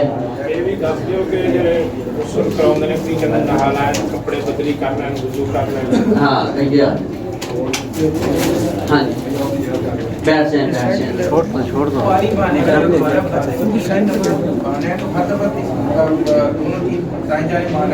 جی جی پورے جسم پر یعنی جس طرح پہلی مرتبہ ہم نے پانی بہایا ہے اس کی کمر پہ بھی دونوں سائڈوں پہ اڑا گیا. اسی طرح ہی صابن بھی پورا لگائیں گے کمر وغیرہ پر اور اسی طرح پانی بہائیں گے. تیسری مرتبہ جب خوشبو والا پانی ڈالیں گے وہ بھی اسی طرح ہے پورے جسم پر سامنے بھی اور اس کی کمر جو ہے پچھلی سائڈ پر بھی اسی طرح ڈالیں مکمل. پانی پورا بہانا ہے پھر ایک مرتبہ ہونا ہے نا. 3 دفعہ ہی پاؤں دھونے لگائیں گے صابن. جب صابن لگانا ہے پھر تو سارا وضو میں پہلے शेख साहब पाँव भी 3 दफ़ा धोना? एक बार। तीन दफा दाएं जाने पर है जी, जी। और 3 दफा बाएं जाने पर है, फिर पूरे जिस्म पे भी 3 दफा। नहीं, पहली बार नहीं 3 बार बहाना। पहली बार एक बार जिस्म, यानी जिस्म गीला करना है सारा। वो 3 बार हो 4 बार हो, ये एक बार ही है। जब मुकम्मल जिस्म गीला हो गया यानी साबुन लगने के काबिल है, ये एक बार जिस्म पे पानी बहाया गया। इसके बाद जब हमने मुकम्मल जिस्म से साबुन उतार दिया है तो ये दूसरी बार हो गया। इसी तरह वो यानी टाप हमारे वो पौवे जो है वो बेशक 70 इस्तेमाल हो गए हैं, वो एक बार ही उसको शुमार किया गया है। उसके बाद फिर तीसरी दफा आपका तीसरी मरतबा वो खुशबू वाला पानी, वो भी इसी तरह पूरे जिस्म पर ताक करना है। ताक 3, 5, 7। इसके बाद जब कफन दे दिया गया है तो कोशिश करनी है उसको दफनाने में, जनाजे में जल्दी करें। कफन देने के बाद खुसूस वैसे भी मैयत को रखने की नबी अलैहिस्सलाम ने इतनी इजाज़त नहीं दी, बहुत ज़्यादा जो हमारे यहाँ सिस्टम होता है। जल्दी फरमाया कि इसको दफना दिया करो। तो उसको जनाजे के लिए आपने लेकर जाना है, वहाँ कोई अलग से वजीफ़े अज़कार करने की ज़रूरत नहीं है। इसकी मैं अमूमी मिसाल दिया करता हूँ, वालदा बीमार हो या वालद बीमार हो, शुगर के मरीज़ हो, तो वो कहे बेटा इंसुलिन ला दे। ओ माँ जी काम बड़े अच्छा ले आता हूँ, अब्बा जी ले आता हूँ। तो अब्बा जी शाम को घर आया तो फोत हो, उसको याद है अब्बा जी ने तो इंसुलिन का कहा था। अब गुस्ल दिया तो रास्ते में उसने इंसुलिन लेके तो पूरी डोज अब लगा दे तो लोग इसको अक्लमंद कहेंगे। तो जिस वक्त जिस दवाई की, जिस ग़िज़ा की ज़रूरत थी, शरीयत ने वो बता दी थी कि जब ये जिंदगी मौत की कश्मकश में है ना तो अब पढ़ो ला इलाहा इल्लल्लाह। अब जब इसको लेकर जा रहे हो तो फिर इसको अब इंसुलिन का कोई फायदा नहीं है, तो इसी तरह अब ला इलाहा इल्लल्लाह का भी कोई फायदा नहीं है, और ये कलमा शहादत इस तरह की वादे लगाने का कोई मकसद और फायदा नहीं है। जिस तरह डॉक्टर जो नुस्खा तजवीज़ करता है वो जिंदगी में काम आता है, वो नबी हकीम नबी है, वो खूब जानते हैं कि कौन से कलिमात किस जगह किस मेरे उम्मती को ज्यादा फायदामंद है। नबी इस्लाम ने हमें सिखा दिए। जब बारी थी इस डोज के लगाने की तब हम दूसरी डोज लगाते रहे, यासीन की, रहमान की, वाक़िया की, है हशर की, बकरा की। तो जब अब इसकी जरूरत नहीं तो ये उठा के लगानी शुरू कर दी। तो ये मन मर्जी के दीन नहीं है, शरीयत अल्लाह की वही का नाम है। तो इस चीज को मद्देनजर रखना है। इसके बाद जनाजा है। नबी अलैहिस्सलाम ने हुक्म दिया इज़ा सल्लैतुमुल जनाज़ता फ़अख़लिसू लहू दुआ, जब तुम जनाजा पढ़ो तो इखलास के साथ लोगों उसके लिए जो है दुआ करो। और आप इतने इखलास के साथ दुआएं करते क्या कई एक सहाबा ये तमन्ना करते काश इस मैयत की जगह आज हम मरे होते, हमारी मैयतें होती और रसूलुल्लाह सल्लल्लाहु अलैहि वसल्लम हमारे लिए ऐसी जो है दुआएं फरमाते। ऊंची आवाज़ से और चुपके से दोनों तरह जनाजा पढ़ना साबित है। ज़्यादा जो मुनासिब, ज़्यादा राजे जो है वो आहिस्ता पढ़ना है। ज़्यादा अफजल जो जनाजा है वो आहिस्ता पढ़ना है। ये ऊंची जनाजा पढ़ना नबी अलैहिस्सलाम से साबित किया जाता है दलालतन कि हज़रत औफ रज़ियल्लाहु ताला नबी अलैहिस्सलाम से सुन के दुआएं याद की थी, तो नबी अलैहिस्सलाम ने ऊंची आवाज़ से पढ़ा है तो सुना है। बाकी इस चीज़ की नास है कि नबी अलैहिस्सलाम जनाजा आहिस्ता पढ़ाया करते थे, और जो सहाबा हैं तकरीबन 40 के करीब सहाबा का इजमा है कि वो जनाजा आहिस्ता ही पढ़ाया करते। लेकिन हमारे यहाँ ये इसमें देखें बड़े मामलात होते हैं कि जब हम शरीयत की रूह जो मामले से रूबरदानी करते हैं तो उसके मुकाबल हमें फिर परेशानियाँ उठानी पड़ती हैं। अब इसका नुकसान क्या हुआ, हमने कहा जी ऊंचा जनाजा पढ़ाना है, 80% लोगों ने दुआएं याद की, पीछे आमीन कह लेंगे चल जाएगा ना। बाप हुआ तो पीछे दुआ करने के लिए बेटे को कोई अल्फाज नहीं मिलते। तो शरीयत ने जो आहिस्ता जनाजा रखा था इसका असल मकसद ये था कि जैसे नमाज जहरन और सिरन दोनों तरह है, तो हम नमाज को याद करते हैं कि हमने इसमें कुछ पढ़ना है। तो जब ये सिरन होगा तो हमारे दिलों में एक फिक्र पैदा होगा, यानी हमने इस ज़रूरत को तो ले लिया कि लोगों को आता नहीं है, लेकिन ये नहीं समझा कि इन्होंने याद कैसे करना है। इसलिए फुक़हा ने इस मसले को राजी करार दिया है कि जनाजा सिरन पढ़ना चाहिए, ये ज़्यादा राजी मौक़िफ़ है। बहरहाल जहरन पढ़ने की भी शरीयत में इजाज़त मौजूद है, जो है दलालत रवायात से मिलती है, جس سے یہ مسئلہ سمجھ آتا ہے کہ کبھی جہرن اونچی آواز سے بھی جنازہ پڑھا جائے، لیکن اس کا مطلب یہ نہیں کہ سرن پڑھنا ہے تو 1.5 منٹ میں، یہ بھی مقصود نہیں۔ سرن میں پڑھنا ہے تو فاخلصوا لہ الدعاء، اخلاص کے ساتھ اس کے لیے دعائیں کرنی ہیں۔ اس کے بعد معاملہ ہے، ٹائم اصل میں کافی ہو چکا ہے تو ہم اس کو مختصر کرنے آتے ہیں۔ اس کے بعد ہے اب پھر جنازے میں شریعت نے سکھائی تھی دعائیں، اب کیا کہتے ہیں؟ جنازہ ہو گیا، اس میں جو ہمارے میں ان بھائیوں کو کہنا چاہتا ہوں جو سرن جنازہ پڑھتے ہیں، نیت میں کہا جاتا ہے دعا واسطے اس حاضر میت کی، لیکن اللہ کی قسم جو جنازہ پڑھا جاتا ہے اس میں ایک بھی دعا اس میت کے لیے نہیں کی جاتی۔ آپ کو پتہ ہے ثنا ہوتی ہے، درود شریف ہوتا ہے، اور اس کے بعد ایک دعا ہوتی ہے، وہ دعا کیا ہے؟ اللہم اغفر لحینا و میتینا، اللہ ہمارے زندہ مردوں کو بخش دے، شاہدینا و غائبینا، ہمارے جو موجود ہیں جو غائب ہیں ان کو بخش دے، صغیرینا و کبیرینا، چھوٹے بڑے ان کو بخش دے، وذاکرینا و انثینا، ہمارے مذکر مؤنث کو بخش دے، اللہم من احییتہ منا فاحیہ للاسلام، اللہ ہم میں سے جب تک ہم زندہ اسلام پر رکھنا، ومن توفیتہ منا فتوفہ للایمان، اے اللہ ہم میں سے جو فوت ہو جائے اس کو ایمان پہ فوت کرنا۔ اللہ اکبر، میت کے لیے کیا دعا ہوئی؟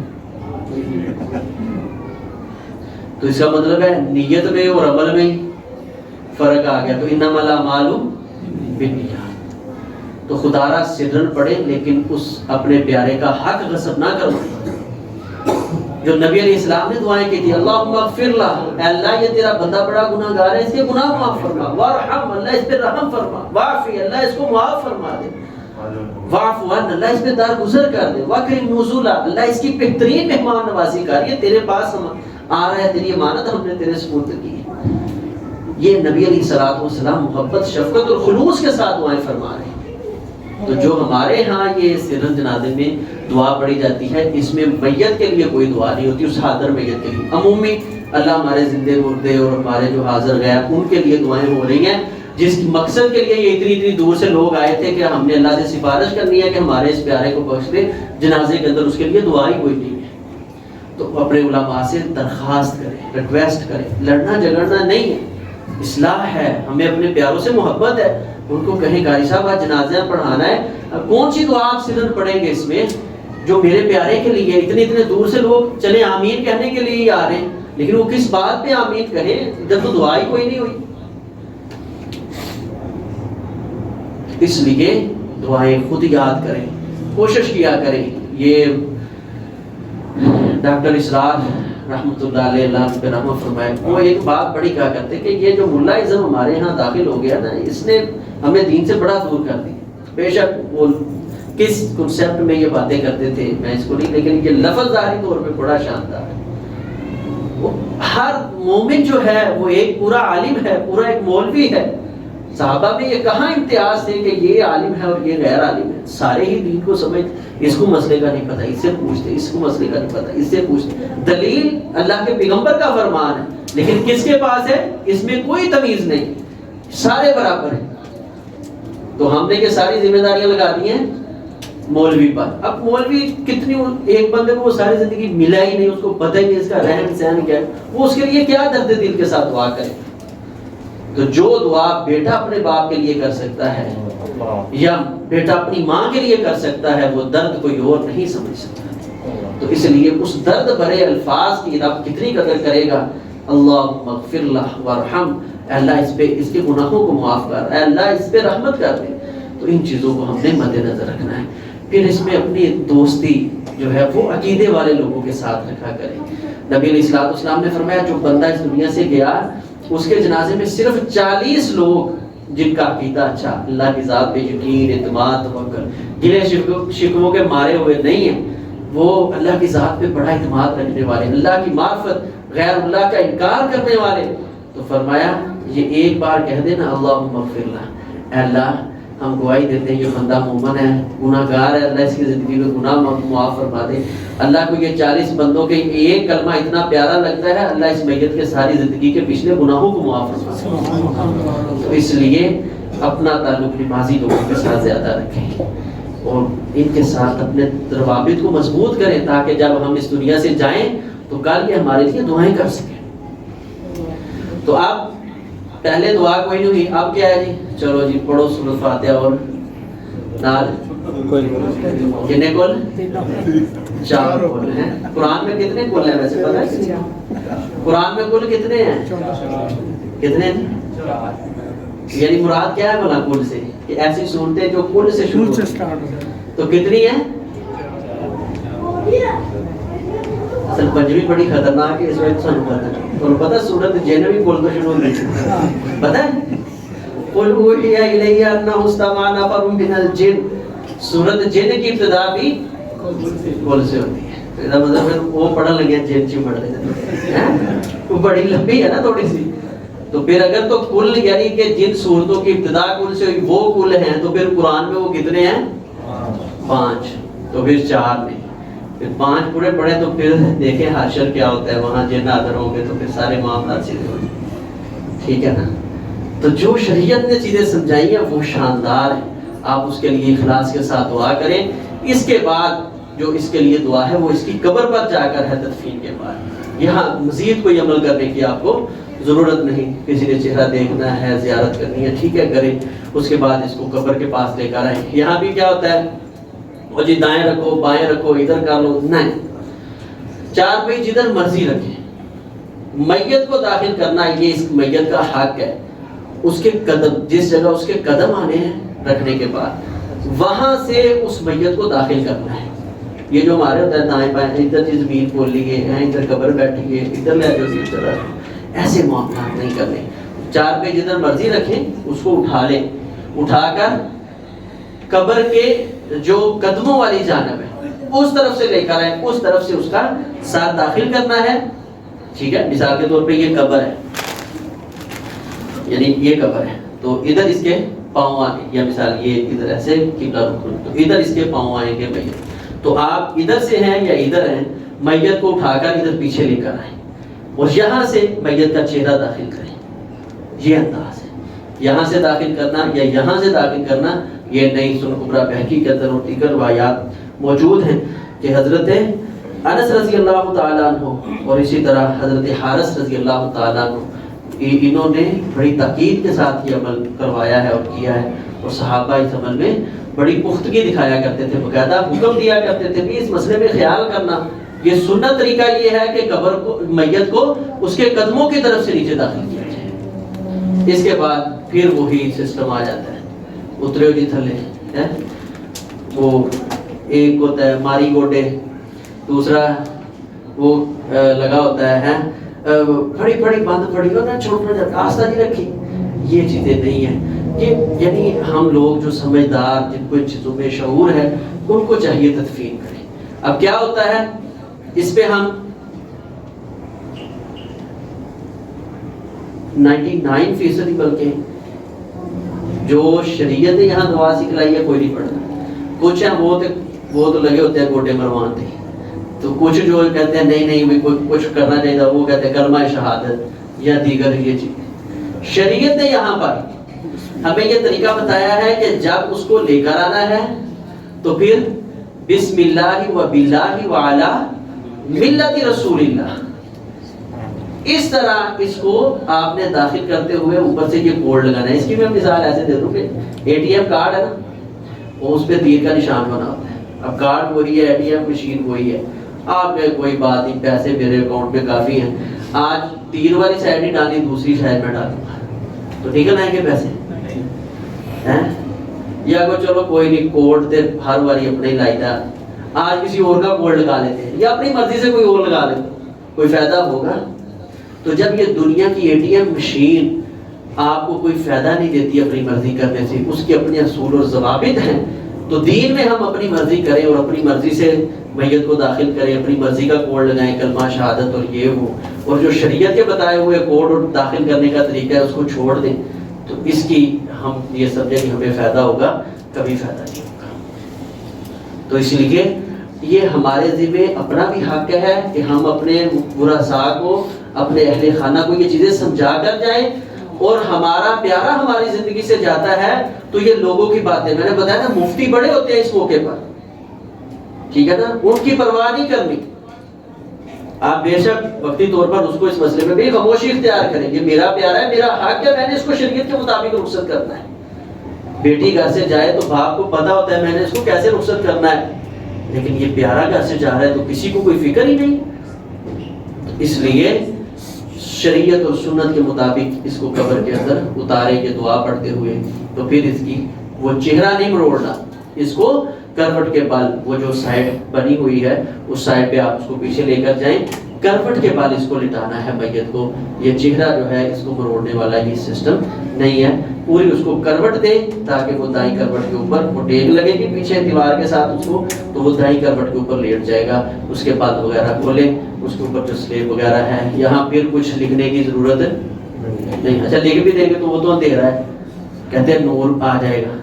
اچھا جو نور پڑھنے کے لیے آئے گا وہ نور دماغ میں داخل کرنے کے لیے نہیں آئے گا، مات ہماری ماری ہوئی ہے۔ یعنی یہ چیزیں وہ ہے جو ہماری عقل تسلیم نہیں کرتی، تو خدا رہا ان چیزوں کو سمجھے۔ اس میں کتنی، اب وہی سلیٹیں رکھی ہیں، اس پہ کلمہ لکھا ہے، تو اس کے اوپر ہی وہ قبر والا کھڑا ہو کر مٹی کھینچ رہا ہے، ہمیں کوئی پرواہ نہیں۔ ویسے کوئی کلمے کا ایک لفظ لکھ کر کھڑا ہوگا اس کے اوپر تو ہماری کیا حالت ہوتی ہے۔ یہ میں وہ کام بتا رہا ہوں جو شیطان نے ہماری مات ماری۔ اسی طرح یہ وہ چاروں کل آیت الکرسی والی چادر ڈال دیتے، اب وہ آپ غور کریں کہ وہ آیت الکرسی اور کل کدھر آ رہے ہیں، اس کی شرمگاہ کے اوپر آ رہے ہیں، اس کے ٹخنوں سے نیچے جا رہے ہیں، لیکن نہیں جی، اب کس نے یہ چیزیں نکالی؟ اب ہم یہ نہیں سمجھتے کہ یہ سارے شیطان کے داؤ ہیں۔ وہ کہتا ہے کہ یہ جاتے جاتے بھی اللہ کی کتاب کی، اللہ کی کلام کی توہین کر کے ہی جائے، تو سمجھا کے دیکھ لے تو یہ قرآن کے منکر ہے، یہ فلاں کے منکر ہے۔ میرے پیارے بھائیوں، ان چیزوں کو ہماری عقل تسلیم نہیں کرتی۔ ایک جو ذوق سلیم کا مالک مسلمان ہے، اس کا دل ان چیزوں کو تصور نہیں کرتا، ہم کیسے ان چیزوں کو تسلیم کرتے ہیں؟ اس لیے اس کو پھر اچھے طریقے کے ساتھ آپ بند کریں، قبر کو بہت زیادہ بلند نہیں کرنا۔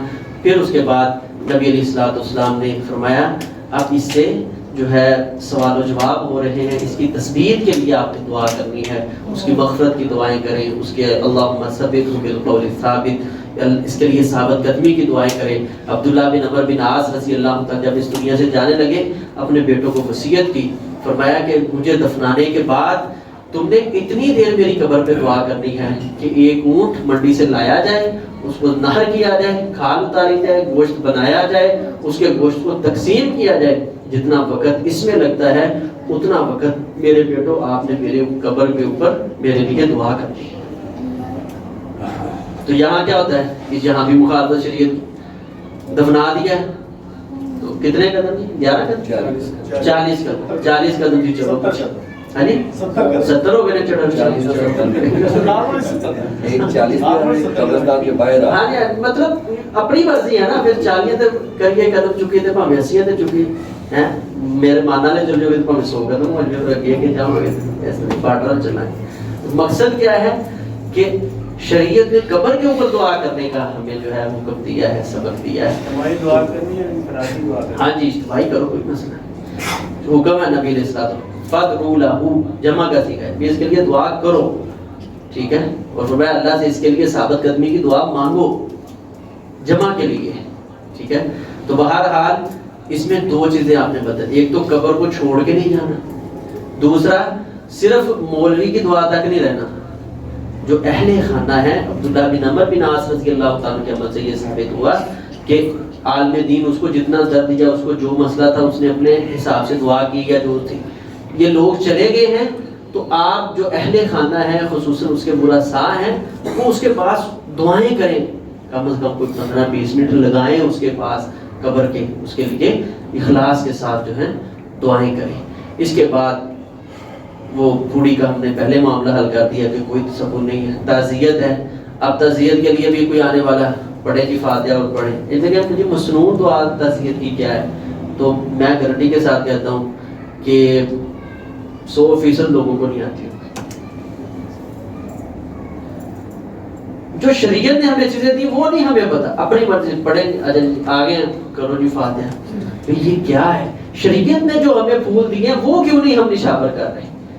شریعت نے ہمیں سکھایا تھا کہ اب آپ جنازے سے لیٹ ہو گئے ہیں یا معاملہ ہے یا آپ جنازے میں شریک ہوئے تعزیت کرنا چاہتے ہیں تو اِنَّ لِلَّهِ مَا أَخَذَ وَلَهُ مَا أَعْطَى وَكُلُّ شَيْءٍ عِندَهُ بِأَجَلٍ مُّسَمًّى فَاصْبِرْ وَاحْتَسِبْ إِنَّ لِلَّهِ مَا أَخَذَ، اللہ کے لیے تھا جو اس نے دے لیا، فَلَهُ مَا آتَى، جو ہمیں دیا ہے یہ بھی اس رب کا ہی ہے، وَكُلُّ شَيْءٍ عِندَهُ بِأَجَلٍ مُّسَمًّى، ہر چیز کا اللہ نے ایک وقت مقرر کر دیا ہے، فَاصْبِرْ وَاحْتَسِبْ، اچھا بھئی تیرا جگر کا ٹکڑا، تیرا باپ، تیری اولاد تیرے سے چھن گئی ہے، اس کے لیے تو نے صبر کرنا ہے اور اللہ سے ثواب کی امید رکھنی ہے۔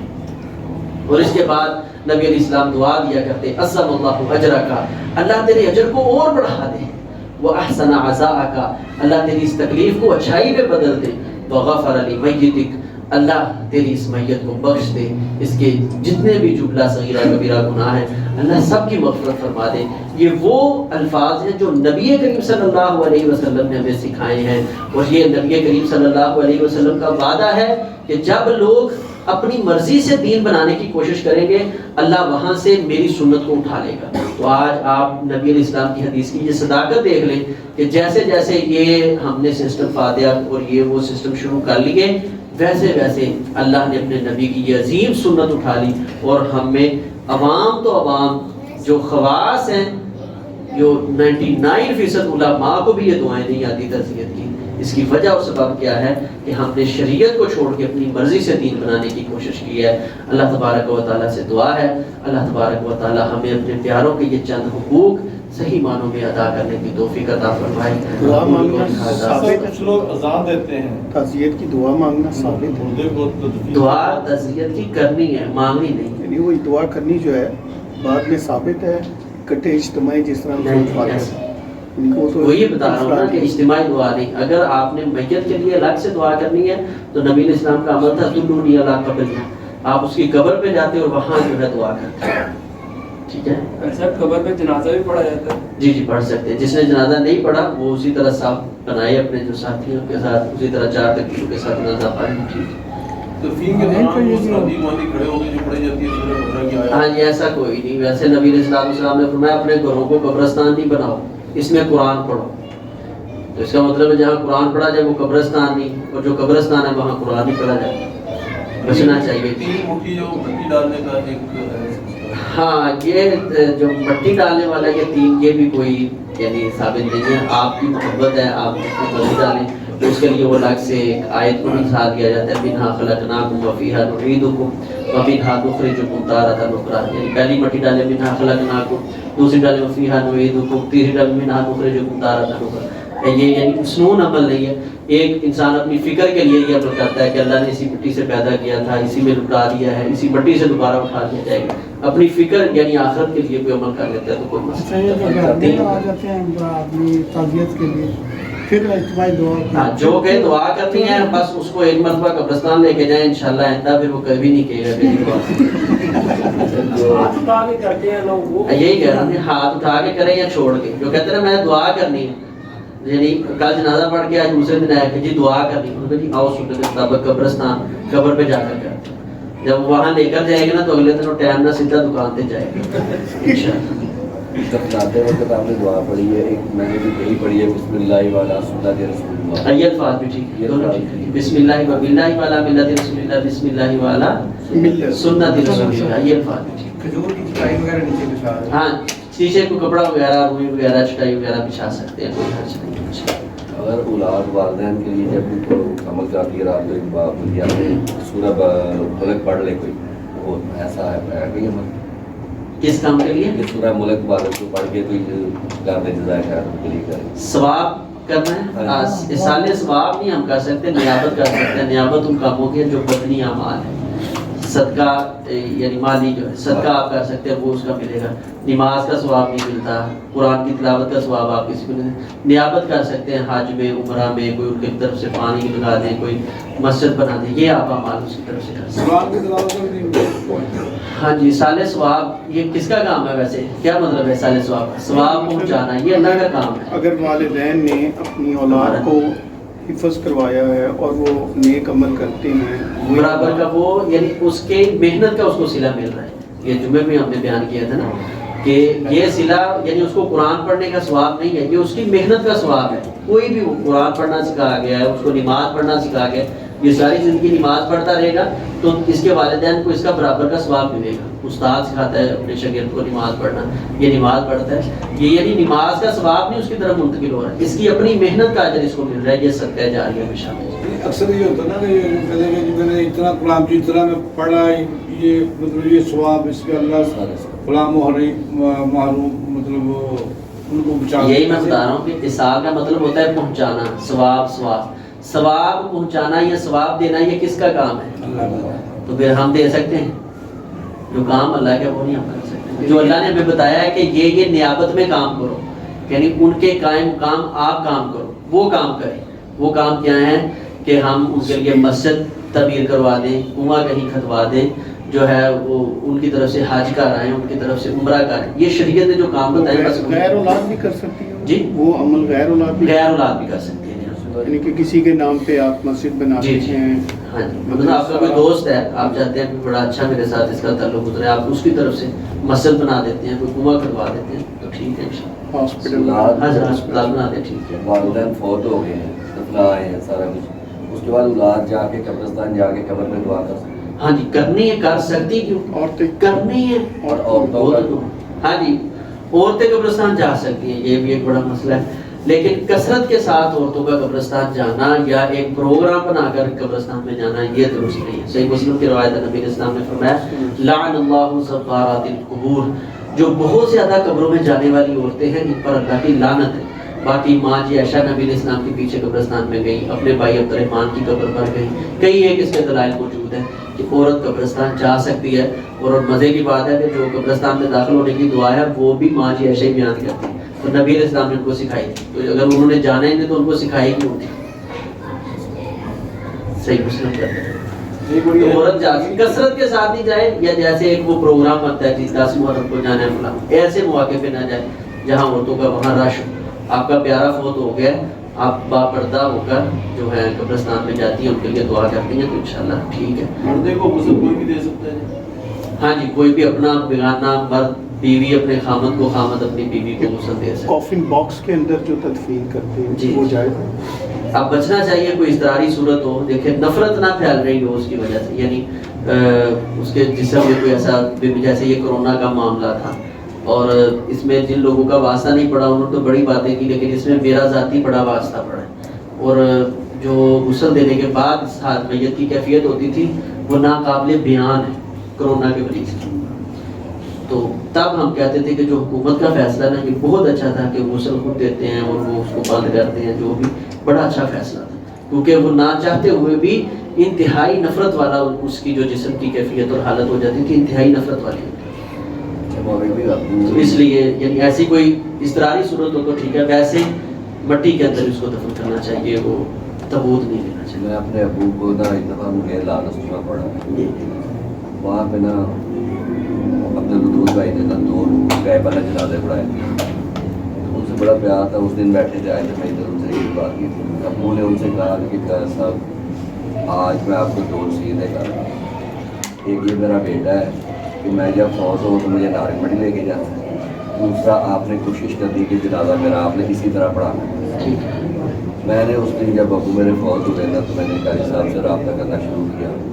اگلے دن جا کے ان کا فون آیا, جا کے ناصر بھائی شریعت. میں نے کہا ناصر صاحب یہ مسئلہ آپ نے ایک وعدہ کیا تھا. انہوں نے کہا کہ میں نے ان کو سمجھ آ گئی. انہوں نے کہا کہ ناصر بھائی میں 15 منٹ میں بتاتا ہوں. وہ نہیں پہنچ سکے, وہ کافی دور تھے.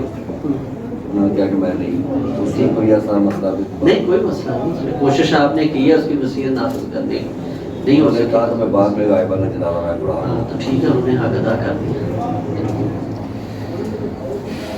سبحانک اللہم و بحمدک اشہد ان لا الہ الا انت استغفرک و اتوب الیک. یہ پریکٹیکل زندگی کا درس تھا.